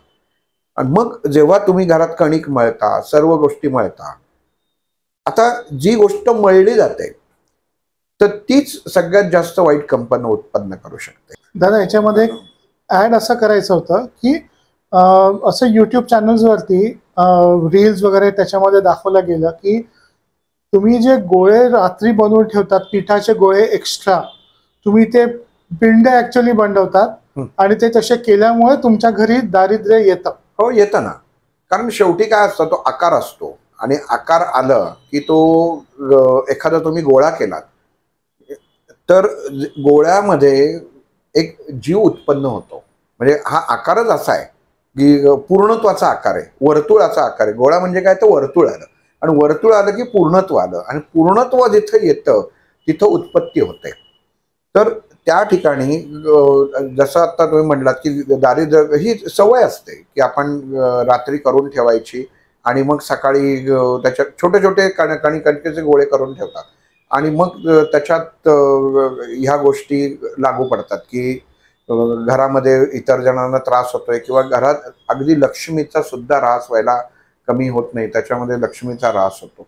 आणि बघा, आता दिवाळी येईल, सगळ्या गृहिणींची एक तक्रार असते, यावेळी माझी चकली कडक झाली, यावेळी माझी चकली मऊ झाली, माझं मोहनच कमी पडलं, माझं मोहनच जास्त पडलं, मग पीठच नवीन मळलं गेलं नाही, मग पीठ नीट मळलं गेलं नाही. म्हणजे एकंदरीत काय, तर पदार्थ बिघडला. सगळ्याचं सारांश एकच होतं की पदार्थ बिघडला. पण जी व्यक्ती उत्तम चकली करत असते, तिची वैचारिकता जाऊन मुद्दामून बघा की ती जेव्हा ती करत असते ना, तेव्हा ती मन लावून करत असते. आज बाजारामध्ये चकल्या मिळतात, त्या उत्तम प्रकारे त्याच्यात खुसखुशीत येतात सगळ्या ह्याच्यात, पण त्याला काटे नसतात. चकल्यांची सगळ्यात मोठी उत्तम गृहिणी त्यालाच म्हणतात की जी चकली करते आणि त्या चकल्यांना एक प्रकारचे काटे असतात, ते काटे जी गृहिणी करते आणि त्या चकल्या उत्तम होतात, तीच उत्तम गृहिणी. हे प्रमाण आहे दिवाळीतलं. आपण जे पदार्थ करत असतो की जर ज्या बाईची चकली उत्तम, त्या बाईचे सगळे पदार्थ उत्तम होतात. बघा, चकल्या सगळ्यात अगोदर, चिवडा आणि चकल्या सगळ्या अगोदर केल्या जातात. मिक्सिंग जे पदार्थ आहेत ना ते अगोदर केले जातात. तर अजून एक तुम्हाला अजून याच्यात सांगतो की गमतीदार प्रसंग म्हणजे आपण लग्नामध्ये जेव्हा मुलगी बघायला जातो त्या लहानपणापासून बघितलं की पोहे बनवायचा कार्यक्रम असतो. की पोह्याचा कार्यक्रम जाऊन पोहे खाऊन यायचं ते, आणि ती मुलीला पोहे बनवायला सांगतात, करायला सांगतात की तू कर म्हणून. हे का सांगतात तर त्या केलेल्या पोह्यांची जी, कारण पोहे बघा जर त्याची पोह्याची योग्य भिजवले नाहीत तर गणित चुकतं, जर फोडणी योग्य नाही तरी गणित चुकतं, थोडंसं मीठ कमी जास्त झालं तरी गणित चुकतं, त्याला तुम्ही वाफ व्यवस्थित दिली नाही तरी गणित चुकतं. म्हणजे ज्या मुलीचे पोहे उत्तम होतात त्याच्यावरनं जुन्या काळातली माणसं अंदाज करायची की त्या मुलीचा स्वभाव कसा असेल, म्हणून ते पोहे करायला सांगितले जायचे की ती तुम्ही त्याच्यात पोहे करा, म्हणजे ते खाल्ल्यानंतर ती कळतं की त्या मुलीचा गुण कसा आहे. आणि त्याच्यातनं ती जुन्या काळातली लोक इतकी जाणकार होती की ती ओळखायची की म्हणजे ही मुलगी आपल्या घरामध्ये येण्यासाठी योग्य आहे का नाहीये, इथपर्यंत ठरलं जायचं याच्यात.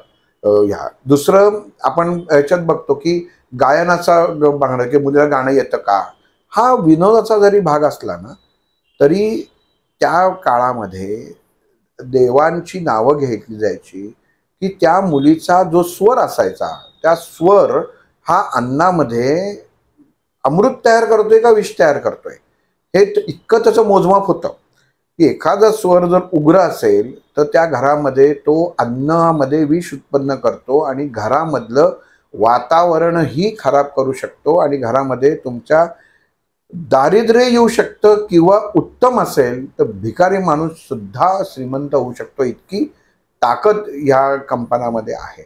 आणि मग ते जे अन्न आहे मग ती घरातली आजही ह्या साऊथकडच्या वगैरे ज्या नवीन लग्न झालं किती मॉडर्न असो, आज पहाटे उठून त्यांना पहिल्यांदा स्नान करायला लागतं आणि ते सगळे तांदूळ बांधून ठेवायला लागतात. म्हणजे घरामधली गती असते ही पहिली त्यांना ती स्थिर करायला लागते. आणि जेव्हा ही गती स्थिर करते घरातली मुख्य स्त्री करते तेव्हा तिथं म्हणजे गुण असा दिलेला आहे त्या ह्याला साऊथमध्ये की जेव्हा ते तांदूळ ती स्त्री भिजवते ना त्या क्षणी ती जी कृती करते भिजवण्याची आणि ती केस सोडून करते, तर ह्या कृतीने घरामध्ये निर्माण इतर अन्नामध्ये निर्माण झालेला जो दोष आहे ना तो नष्ट होतो. म्हणजे आपण बघितलं असेल की ती स्त्री नंतर जेव्हा केसामध्ये गजरा माळून जातो तेव्हा लांब गजरा त्यांच्यामध्ये असतात, पण आपण कधी विचार करत नाही किती छान दिसतात एवढंच करत असतो. पण त्या घरातल्या अन्नाशी निगडीत असतं की घरातलं अन्न शुद्ध ठेवण्यासाठी काय करायला लागतं. मग घरामध्ये जर तुम्ही आत्ता सुद्धा घरातल्या गृहिणींनी जर एखादं सुमन, फुल नाही म्हणत कारण फुल म्हटलं की सगळ्याला येतात आणि सुमन म्हटलं की ते सुगंधित येतं, तर ते सुमन जेव्हा जर तुम्ही तुमच्या केसांमध्ये जर माळत घातलं नाही, माळणं म्हणतात त्याला, तर तुम्ही जे अन्न शिजवाल त्या अन्नामधली चव बदलते आणि त्या अन्नामध्ये असलेले सर्व वाईट गुण हे नष्ट होतात. म्हणजे ही ताकद त्याच्यामध्ये दिलेली आहे. दुसऱ्याकडं जाऊन कधीही अन्न खाऊ नये, कोणीही कितीही प्रेमाने दिलं तरी खाऊ नये. आपण आपल्या घरी आल्यावरती लोकांनी खावं मग तुम्ही याची अपेक्षा ठेवू नये, हेही तुम्हाला आज ना उद्या ऐकायला लागतं की तुम्ही आमच्याकडे खात नाही मग आम्ही तुमच्याकडे खाणार नाही. तर तुम्हाला ते त्या गोष्टीला सामोरं जाण्याशिवाय पर्याय नसतो. तुम्ही साधारण सर्व आपल्या जे साधू संत होते किंवा आता संन्यासी असतात हे त्यांच्यामध्ये किंवा शंकराचार्य आहेत, मोठमोठे विभूती आहेत, हे कधीही परान्न घेत नाहीत. त्यांच्याबरोबर त्यांचे जे अन्न शिजवणारे विशिष्ट जे लोक असतात त्याप्रमाणे त्या सर्व तत्वांनी शिजवलं जातं. कारण काय, कुठल्याही प्रकारचा गुण मग चांगला किंवा वाईट असो तो त्याच्यामध्ये उतरू नये म्हणून भाग असतो. दुसरी गोष्ट, घरामध्ये असलेला बाळकृष्ण. आता घरामध्ये अन्न शिजवलं, आता मला कळतच नाहीये की ह्याच्यामध्ये चांगलं आहे का वाईट आहे त्याच्यामध्ये, तर बाळकृष्ण घरामध्ये जो असतो तर त्याच्यासमोर जर तुम्ही शिजवलेलं अन्न ठेवलं बाळकृष्ण समोर सांगतोय, आपण देवासमोर नाही सांगतोय. तर बाळकृष्ण समोर ठेवलं की अरे बाबा तुझ्या समोर मी अन्न ठेवलेलं आहे, तर तू बघ तुला कसं वाटतंय. तर ते अन्नातले दोष नष्ट होतात. म्हणजे ही जी 5 तत्व आहेत ही त्याच्यासाठीच कार्यान्वित आहेत की प्रत्येक ऊर्जेचं व्यवस्थित नियमन केलं जातं. असा तुम्हाला संशय आला की हातामध्ये आलेलं अन्न आहे ते आता हातात तर आलेलं आहे, तर मी आता ते खाऊ का नको, म्हणजे आता मला संशय येत नाही तर करू काय. कारण मगाशी जसं सांगितलं की आपल्या गळ्यातला फास काढायचा आणि दुसऱ्याच्या गळ्यात तो टाकायचा नाही. आणि दादा हे जे जे ईर्ष्यावेली व्यक्ती असते आणि जे अशी पांढऱ्या गोष्टी देते, मिठाई देते किंवा बत्ताशे वगैरे देते, घ्यायचे ती त्या मुद्दामून जबरदस्ती कित्येकदा खायला घालतात. नाही, तुम्ही ते घ्या आणि त्यांना घेताना सांगा की मी तुम्ही दिलेलं आहे ते पाण्यात सोडणार आहे. मी म्हणून सांगितलं ना की परान्न वर्ज्य हा जो विषय आहे तो हा तुम्ही स्वीकारणं ही सोपी गोष्ट नाहीये की आपण सहजतेने त्याला सामोरं जाऊ. तुम्हाला स्वतःच्या मनाची तयारी करायला लागते आणि निगरगट्ट व्हायला लागतं ह्याच्यामध्ये. तेव्हा तुमच्या जीवनामध्ये बदल निश्चित दिसायला सुरुवात होते की काय आहे काय नाही. आई साधं मुलाला त्याच्यामध्ये जे दूध पाजते ना, म्हणजे कालचीच गोष्ट आहे, कालची म्हणजे याच्यामध्ये की एका ताईनं हे झालंय, बाळ झालंय, तर त्यांना म्हटलं की तुम्ही तर ती त्यांची मुलगी आहे तिला बिफोर डेट डिलिव्हरी झाल्यामुळं हॉस्पिटलमध्ये अंडर ऑब्झर्वेशन ठेवलं ते त्यांच्या रूढीप्रमाणे. तर त्यांना म्हटलं की तुम्ही श्रीकृष्णाचा एक त्यांना जप सांगितला तुम्ही करा, त्याबरोबर ती मुलगी तिथे शांत होईल. म्हणजे ह्या एका हॉस्पिटलमध्ये मुलगी आत्ता दीनानाथमध्ये आहे, ती तिथं रडते असं डॉक्टर म्हणले. म्हटलं काळजी करू नका, तुम्ही हा जप म्हणा, कारण वास्तविक तुम्हाला मातृत्व असून तुम्ही अजून तिला दूध पाजू शकत नाही आहात, पण आपली कंपन शक्ती इतकी ताकदवान आहे मंत्रशक्ती, तर तुम्ही हा मंत्र म्हणा, तिथं तिचं पोट भरेल. म्हणजे हा कालचा इन्सिडेंट सांगतोय. आणि ती मुलगी खरंच ती रडाची थांबली आणि डॉक्टर म्हणले आता नाव शी इज फाईन. म्हणजे हे इतकं त्याच्यामध्ये गोष्ट आलेली आहे. आणि हीच गोष्ट हे करताना त्यांना मी स्पेसिफिक सांगितलं की ताई कोणीही दिलेलं अन्न खाऊ नका, कारण तुम्ही कोणी दिलेलं अन्न खाल्लं. मग ते म्हटलं मी काय खाणार, म्हणजे आता मी तर हॉस्पिटलमध्ये कोणाचं त्याच्यामध्ये केलं. मग म्हटलं तुम्ही ते शुद्ध करू नका. मग शुद्ध कसं करायचं, तर 3 वेळा अन्नाभोवती तुम्ही पाणी फिरवलं ना की ते अन्न शुद्ध होऊन जातं. परत सांगतो, ही एक कृती आहे. मग मी आता दुसरीकडनं घेतो, मला त्यांनी शेजारच्यांनी पुरणपोळी दिली, 3 वेळा फिरवतो, शुद्ध झालं नाही. ह्याला जसं आपण म्हणतो ना की एखादी गोष्ट किती वापरायची, म्हणजे किती वेळा त्याचं अप्लाय केला जातो म्हणजे ती लॉक होते, तर तसं हे सुद्धा तुम्ही परान्न दुसरीकडनं घेतलेलं अन्न जर तुम्ही अन्न याच्यामध्ये फिरवलं तर ते फक्त 6 वेळा, म्हणजे महिन्यातनं तुम्ही 31 दिवसामध्ये 6 वेळा, म्हणजे 30 महिना जरी असेल ना तरी 31वा धरावा.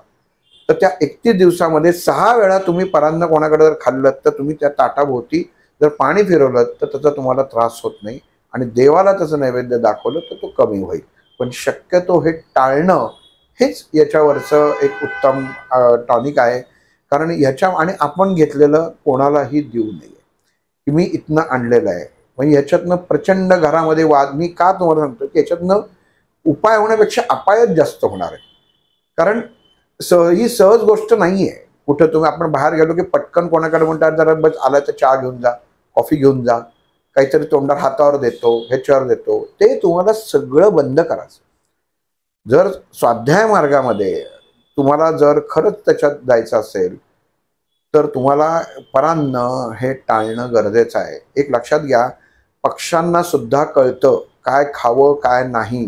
कुठले पक्षी येऊन तुमच्याकडं सगळं खातातच असं नाही, शेजारच्याकडे बसून सगळं खातात, माझ्याकडे मी सगळं देते तर खातात असं नाही. कारण तुमची वासना त्या अन्नामध्ये असतं की यांनी मी दिलेलं खावं म्हणून तुमची वासना अडकलेली असतं. कावळ्यांमध्ये तर हे अगदी प्रूव्ह आहे की त्यांना तर ते परमेश्वरांनी तो दृष्टीच दिलेली आहे की त्याच्यात त्यांना कळतं की त्या कुठल्या याच्यामध्ये वासना अडकलेल्या आहेत. त्यामुळं कोणालाही आपण अन्नाच्या वाचून दुखवू नका आणि कोणाकडेही ही सवय लावा. पाणी सुद्धा गरज नाही. मला आता मी कासावीस झाले, बाहेर 40 उन्हातनं दमून आले, परमेश्वराची ताकद, आपल्या गुरूंची ताकद इतकी असते, इतकी आहे की तुम्हाला ती 2 दिवस तुमची परीक्षा बघते, तिसऱ्या दिवशी तुम्हाला ती तहान लागणंच बंद होते. दादा याच्यामध्ये मला सांगा ना की जर बाहेर ट्रॅव्हल करतोय आणखीन तहान लागली, मग पाण्याची बाटली विकत घेतली, पाण्याची बाटली तुम्ही विकत घ्या, तो व्यवहार झाला, तो व्यवहार झाला. पण कोणाच्या घरामध्ये हे गेलं आणि ते म्हणले की तुम्ही असं करा, हो का, मग राईस पेटचे म्हणून समजून तुम्ही मला पैसे द्या, तर तो व्यवहार होत नाही. कारण का, हॉटेलमधला जो आचार्य असतो त्याची वैचारिकता आपल्याला माहीत नसते. अज्ञानात जे सुख हा जो शब्द आहे की तो अज्ञानात त्या काही गोष्ट, अर्थात त्या अन्नात ते दोष येतातच, ते येतातच, ते आपल्याला सहन करायलाच लागतात. असं होतच नाही की तुझ्या विचारांनी येतो त्यांनी ते दोष आपल्याला ते घ्यायला लागतात. फक्त पैसे दिल्यामुळे त्याचा दोष लागत नाही. पण ते अन्न जर खराब असेल तर तुम्हाला शारीरिक त्याचा त्रास हा होतोच. पण दोष हा जो शब्द आहे तो त्या बाहेरच्या खाण्यामध्ये त्याच्यामुळे तो लागत नाही, कारण ते वर्तुळ पूर्णत्व त्याच्यामध्ये झालेलं असतं. आता अजून एक सोपी गोष्ट एक याच्यामध्ये प्रश्न येऊ शकतो की आपण कोणाकडं मेहून म्हणून जेवायला जातो. मी तुम्हाला हा प्रश्न विचारला होता, मग तर बायको तर काय हवे की त्याचा मेहून जातो, किंवा आपण ब्राह्मण म्हणून जातो, सवाष्ण म्हणून जातो.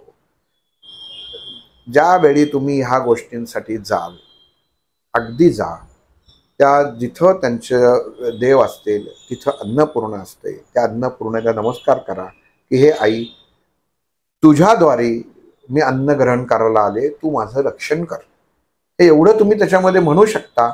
आणि जे पुरुष असतात किंवा ज्या भगिनी असतील, जेवाच्या वेळी अन्नाभोवती जो ह्याच्यामध्ये ब्रह्म जाणतो त्याला ब्राह्मण म्हणतात, जातीपातीमध्ये त्याचा संबंध नाही. तो आपण म्हणतो चित्रावती प्राण्यांना किंवा काही शक्तींसाठी त्याच्यामध्ये घालतो, माहीत नसेल काय तर 3 वेळा तुम्ही पाणी फिरवू शकता आणि ते त्यावेळी तुम्ही ते अन्न ग्रहण करू शकता. पण त्यातनं मग तुमच्या घरी मुलाला पण घेऊन जा. ते तुम्ही आलाच आहात तर मुलाला पण, आता तुम्ही आलात ना, मुलगाला यायला जमलं नाही, मुलीला यायला जमलं नाही, तर ते अन्न घेऊ नका. म्हणजे ते त्याच्यामध्ये नाही, ते तुम्ही तिथं गेलेलं आहात. आणि त्या बघा ह्या कृती अशा असतात की ते मग आपण समजा वयाने लहान असतो आणि मग आपण यजमान म्हणून जातो की ज्यांच्याकडे गेलो ते वयाने मोठे असतात, ते आपल्याला ताट वाढतात, दक्षिणा ठेवतात आणि नमस्कार करतात. हा जेव्हा नमस्कार केला ना की तुम्ही सगळं भोजन झाल्यानंतर निघताना त्यांना तुम्ही नमस्कार करा.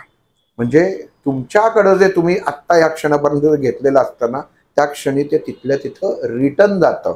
म्हणजे इतकं ही कृती सर्व ह्या गोष्टी या सांगितलेल्या आहेत, आपल्या शास्त्रामध्ये आहेत की म्हणून त्याच्यात भीती बाळगायचं कारण नाही. श्रावणामध्ये हळदी कुंकू केलं जातं, आंब्याची डाळ केली जाते, त्याच्यानंतर अजून काही पन्ह वगैरे त्याच्यात केलेलं असतं.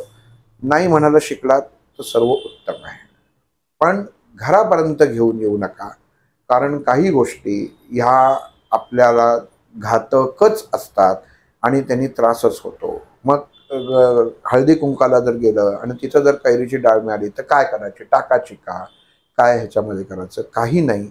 आपल्या देवतेसमोर ठेवून तिला नमस्कार करून तुम्ही ती ग्रहण करू शकता, नाहीतर तुम्ही ती गाईला देऊ शकता, पण ही कृती केल्यानंतर. कारण गाईला सुद्धा देताना म्हणजे काय, तिने तुमचे सगळे दोष पोटात घ्यायचा पत्कर घेतलेला नाहीये. म्हणजे आपण गाईला सुद्धा गोग्रास बनवताना तिला आपण आपल्या स्वार्थासाठी भरवू नये ती त्याच्यात की हे माते की तुझ्यासाठीच केलेलं आहे. हा आपण उरलेलं अन्न, बऱ्याच जणांची ही सवय असते की आम्ही अन्नदान करतो, पण अन्नदान तुम्ही करत नाही, तुम्हाला नको आहे म्हणून तुम्ही दुसऱ्याला देता. तर ते तसं देऊ नका. तुम्हाला दुसऱ्याला द्यायचं ना, मग तुम्ही त्या अगोदर काढून ठेवा की हे मी दुसऱ्याला देणार आहे आणि मग स्वतः जेवा. पण मला नको आहे म्हणून तुम्ही जेव्हा देता दुसऱ्याला, ती त्याची कुठल्याही प्रकारे फळाची अपेक्षा करू नका. आणि सुरुवातीला जरी काढून ठेवलं तरी फळाची अपेक्षा न करताच तुम्ही कृती करणं गरजेचं आहे. मी मागही एकदा सांगितलं होतं की माझ्यातनंही चूक झाली होती की बाहेर जेवायला गेल्यावर मी नुसती भाजी उरलेली मी बांधून घेतली होती, दिली होती. माझ्या गुरूंनी मला तो व्यक्तीला शोधायला लावलं होतं आणि सांगितलं त्यांना त्या पोळ्या घे, त्या रोटी घे आणि त्या मुलाला ते खाणार कसं. म्हणजे पूर्णत्व लागत नाही. म्हणजे आपण हे अन्न सुद्धा जेव्हा दुसऱ्याला देतो ना तेव्हा त्याचं समाधान झालं पाहिजे. तो जर असमाधानी राहिला तर तो दोष आपल्याकडे येतो. म्हणून ह्या काही गोष्टी ज्या असतात त्या आपल्याला पाळणं हे खूप गरजेचं आहे. बाहेर तुम्ही जेवायला जरी गेलात तरी ताटामध्ये अन्न टाकू नका, जेवढं आहे तेवढंच घ्या. कारण अतिशय वाईट जो व्यक्ती अन्नाचा अपमान करतो तो रोगांपासून कधीही दूर जाऊ शकत नाही. रोग त्याला सोडत नाही. म्हणजे माझ्याकडे पैसा आहे, हे मी घेतलंय, काही करीन, तिथं नाही. अन्नाला, तत्वाला तुमचा पैसा माहीत नसतो. अन्न हे अन्न आहे, पूर्ण ब्रह्म आहे. म्हणून तुम्ही भरपूर खा, पण जेवढं थोडंसं आहे ना, थोडं थोडं त्याच्यामध्ये करून हे करा. आणि तो वदनी कवल घेता हा श्लोक जर मनात मारून हे केलं की यज्ञामध्ये, ह्या पोटाच्या यज्ञामध्ये थोडं थोडं अन्न घाला. बसकन जर एवढ्या समिधा जर त्या कुंडामध्ये टाकलं तर ते कुंड विझणार आहे. म्हणून अन्न सुद्धा घेताना, समिधा सुद्धा वाहताना आपण थोड्या थोड्या वाहतो. तसं पोटात सुद्धा अन्न घेताना हे थोडं थोडं घेतलं पाहिजे. परान्न आजपासून वर्ज करा. काही त्याच्यामध्ये आपल्याला त्रास होत नाही. पण स्वाध्यायाच्या मार्गाने, खरंच स्वाध्यायाच्या मार्गाने कुठं लिहिलंय, याच्यात काय आहे काय नाही, तुम्ही अनुभव घेऊन बघितलात ना तर तुम्हाला कोणाला विचारायची गरज लागणार नाही. तुम्ही आज सगळं तुमच्या घरामध्ये अन्नपूर्णा आहे, तुम्ही हे करून बघा की तुम्ही अन्नाभोवती काय झालं, चहा दिला ना, ठीक आहे ना, पाणी आपण चहाच्या आधी पितो ना, 3 वेळा चहा भोवती तुम्ही तो चहाही तुम्हाला वेगळा लागेल. आणि ह्या गोष्टी तुम्ही नक्की याचं एक फीडबॅक करणं खूप गरजेचं असतं की आपण ह्या गोष्टी स्वीकाराव्या किंवा आपण कराव्या का नाही. आता आपण कोणाकडे अगोदर गेलं तर गुळ पाणी द्यायचे, की आपण म्हणायचो की उन्हातनं आला मग गुळ आपल्या देहातला उष्णता किंवा जी ऊर्जा आहे हे शांत करतं आणि मग त्याला पाणी दिलं जायचं त्याच्यामध्ये. तर तेव्हा जे पाणी दिलं जायचं तेव्हा ते पाण्यातनं इथं आपल्या टाळूवरती असं ते थापलं जायचं. म्हणजे त्या पाणी आणि गुळ सुद्धा जे घ्यायचे ना त्यातनं ते त्या घरातले दोष लागत नाहीत. म्हणजे ही कृती तुम्ही जेव्हा आपण बघतो ना जुने सिनेमे किंवा याच्यामध्ये, तर ह्या कृती बघा, त्याच्यात तुम्हाला बघायला मिळतील की ते दिलं की थोडंसं त्याच्यामध्ये घेतात आणि मग ते डोक्याला लावतात, डोक्याला मारतात आणि मग ते अन्न ग्रहण करतात. म्हणजे ती शुद्धीकरण असतं, देहाचं शुद्धीकरण. त्यामुळे परान्न हे कधी घेऊ नये. आणि आपल्या घरातल्या जी व्यक्ती आपल्या घरातल्या अन्नपूर्णेचे नियमित रोज पूजन करते, तिला आठवड्यातनं एकदा येऊन घासू नका, कुठल्याही ॲसिडमध्ये घासू नका. रोज तुम्ही तिला स्नान घाला, स्वच्छ राहील.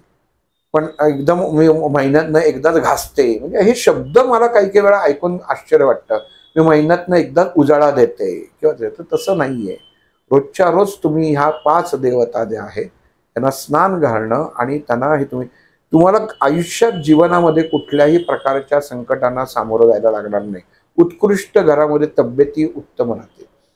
त्यांच्या घरात उत्तम तब्येती नाही आहेत, त्यांनी आजपासून जर हा बदल केला, बघ आता हे सांगितलेले एवढे दोष त्यांच्या घरामध्ये निश्चित असतील.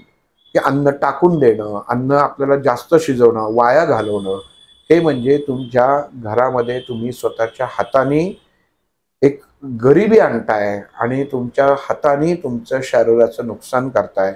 कारण ते पूर्ण ब्रह्म आहे, ती ऊर्जेचं तत्व आहे, ऊर्जा आहे, त्याचा अपमान होता कामा नये. आणि परत एकदा सांगतो, आजपासून परान्न, फक्त अन्नामध्ये अन्न आणि पाणी हे दोन्ही येतं. आज सगळेजण पाणी कॅरी, पाण्याची गरजच लागत नाही, इतकी परमेश्वराने आपली सोय करून ठेवलेली आहे. पाणी लागणं तेवढ्या याच्यात आपला काही फरक पडत नाही. पाणी बरोबर कॅरी करा. हा प्रयोग तुम्ही करून बघा. कारण काय आहे, ऐकायचं आणि एका कानाने आपण ठीक आहे, काही त्याच्यात हे नाही, रोजच्या येणं कसं शक्य आहे, आम्हाला हेच नाही होत आहे ना.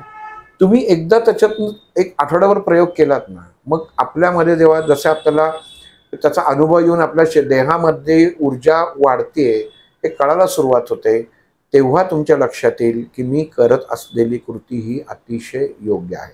संन्यासी लोक बघा, तुम्ही त्यांच्यामध्ये गेलात की पाणी जेवताना पहिल्यांदा 3 वेळा पाणी असं झटकतात. हो, बघितलं. ते झटकलं जातं. का झटकतात? तर ते अन्न शुद्ध करून घेतात. पण त्यांना झटकाचं असतं. कधीही संन्यासी बघा, शंकराचार्य असो की तुम्हाला हातात देत नाही, आणि जे हातात देतात ते संन्यासी नाहीत. हा सगळ्यात सोपी ओळखायची कशी कोण, की ते संधी साधू आहेत का साधू आहेत. साधू म्हणजे कोण, तर साई षड रिपुंना जे धुतात त्यांना साधू म्हणतात. साई षडरिपूंचा जे अंत करतात त्यांना संत म्हणतात, आणि हीच संधी जे साधतात त्यांना संधी साधू म्हणतात. त्याच्यामध्ये असा हा फरक आहे. म्हणून सोपं की ते जे तुम्ही बघा, जे शंकराचार्य वगैरे असतात ना, ते असं अन्न अंगावर टाकतात आपल्या, म्हणजे त्यांना काय असतं की ते मोकळं करायचं असतं. आपल्याला जे नको असतं ना ते आपण झिडकारतो. मी हे बघितलं आहे की जे जे जे संन्यासी असतात ना, इव्हन हातात अक्षता असतात ना, ते जेव्हा प्रसाद देतात ना, ते असे उडवून लावतात. कारण ही त्यांची ही जी कृती जी आहे की त्याच्यात ते अडकायचं नाही, ही कृती असते. मग आपलं एकदम पटकन लक्षात नाही, कारण आपल्याला अशी ओंजळ आपण करतो आणि ते एकदम फेकतात, मग ते तो झेलता आला तर झेलतो किंवा मग ते पडलं, आपल्याला कळत नाही. पण ही कृती जी असते ना, तर ही ते त्यातनं मोकळं त्याच्यातनं म्हणजे जी देवाणघेवाण होत असते ना, त्याच्यात कोशातही अडकून राहत नाही. कारण दिलंय म्हणजे घ्यायला लागणार, पण झिडकारलंय त्याच्यावर हक्क राहत नाही. म्हणजे हा फरक आहे की जेव्हा एकदा ते झिडकारून मोकळं करून टाकतात तर त्याच्यात राहत नाही. म्हणून ते पाणी असं हे करून टाकतात. आपलं नेहमीचं जीवन जगत असतो, सर्वसाधारण माणसं आहोत आपण, म्हणून आपण पाणी फिरवायचं. चहा घेतानाच करून बघा तुम्ही, प्रयोग म्हणून आठवड्याभर करून बघा. ऍसिडिटी तुमची कमी होईल, ज्यांची डोकं दुखत असेल ती डोकं कमी त्याच्यामध्ये होईल, अंग दुखणी कमी होईल, ब्लड प्रेशर असेल तर कमी होईल, शुगर कमी होईल. म्हणजे इतके त्याचे आहे. तुम्ही म्हणाल कसं काय त्याच्यामध्ये, झोप शांत लागेल, इतके त्याच्यामध्ये परिणाम येतात. आठवड्याभरात तुम्ही म्हणजे नक्की काय आपण एवढे सर त्याच्यात कष्टाने हे जे चॅनल करतात, तर तसं तुम्ही प्रयोग करून बघितला आणि त्यांना फीडबॅक दिला ना तर लक्षात येईल. आणि एखादं म्हणलं नाहीये, दोन शब्द वाईट, आता मी मागचा व्हिडिओ केला, कोण एवढं 1.5 तास ऐकणार, आम्ही थोडेच रिकाम टेकडे आहेत तेच ऐकणार, असा एक त्याच्यामध्ये होता. वाईट काही नाहीये, बरोबर आहे. कारण काय असतं, ज्यांच्या इथं जायचं आहे ना तिथं ती गोष्ट बरोबर पोचते, तिथं वेळेचं भान नसतं. मग त्याच्यात असं झालं की तुम्हाला आपण पारायणाला बसावं आणि ज्यांनी पोथी लिहिलेली आहे त्यांनी ते 5 मिनिटं करतात पारायण पूर्ण होईल, त्याच्यात असं कसं हवं. जेवढा वेळ तुम्ही एखाद्या गोष्टींसाठी देता तेव्हा तुम्ही त्या तत्वाशी एकरूप असता. त्यामुळं समाजामध्ये आपण वावरत जेव्हा असतो तेव्हा चांगल्या आणि वाईट गोष्टी त्या दोन्ही मनुष्याला स्वीकारायला आनंदाने लागतात. त्याच्यात आपण कायमच आपल्याला सगळ्यांनी वाहवा म्हणावं तर तसं नाही. मी काही परिपूर्ण नाहीये, म्हणजे माझेही दोष आहेत. तर तुम्ही जेव्हा मला ह्याच्यावरती तुम्हाला जे आलेला अनुभव नाही आला तर तोही सांगा की हे चॅनल सरांनी चालू केलंय किंवा त्याच्यात आहे की ज्याच्यातनं आपल्याला उत्तम सुसह्य जीवन कसं जगता येईल ना, त्याच्यामध्ये वेगवेगळे आपल्याला त्याच्या अनुषंगाने विचार करता येऊ शकतो. आणि मी सुद्धा जे सांगतोय की त्याचा माणसांना उपयोग होतोय की नाही हे सुद्धा कळलं पाहिजे ना. म्हणजे उगाच तोंडाची बडबड केली आहे आणि काहीतरी मनाला सांगितलं आहे तर तसं नाहीये. की ह्या गोष्टी काम करतातच. मला माझ्या म्हणजे जे काही आहे गुरुकृपेनी महाराजांच्या कृपेनी जे बोलणं होतं हे आत्तापर्यंत त्यांनी कधी त्याच्यामध्ये अपयश दाखवलं नाहीये. पण त्याची पावती देणं किंवा तुमच्यात झालेला बदल किंवा तुमच्यात येणाऱ्या अडचणी हे जर तुम्ही ह्या कृती केल्यात आणि त्याचं जर सांगितलं बाबा ठीक आहे की मला त्याच्यामध्ये फरक पडला किंवा नाही पडला, तर एवढं तरी तुम्ही कधी जरी सांगितलं तरी त्याच्यामध्ये काय होतं की आपल्याला समाजापर्यंत कुठल्या अनुषंगाने अजून पोचता येईल याचा आपल्याला वापर करता येतो. बाकी हे काही नाही, कारण कृती आपण रोजच करत असतो, पण आपल्याला त्या कळल्या पाहिजेत त्याच्यामध्ये.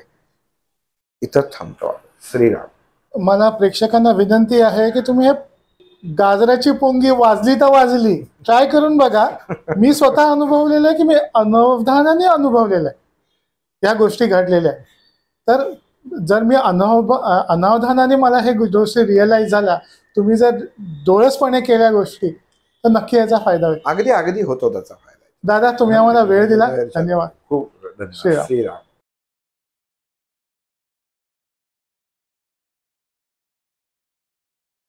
अध्यात्मावर नवनवीन माहिती मिळवण्यासाठी देव माझा चॅनलला सबस्क्राईब करा. पोस्ट आवडल्यास लाईक करा, शेअर करा. कमेंटमध्ये श्री गुरुदेव दत्त लिहायला विसरू नका.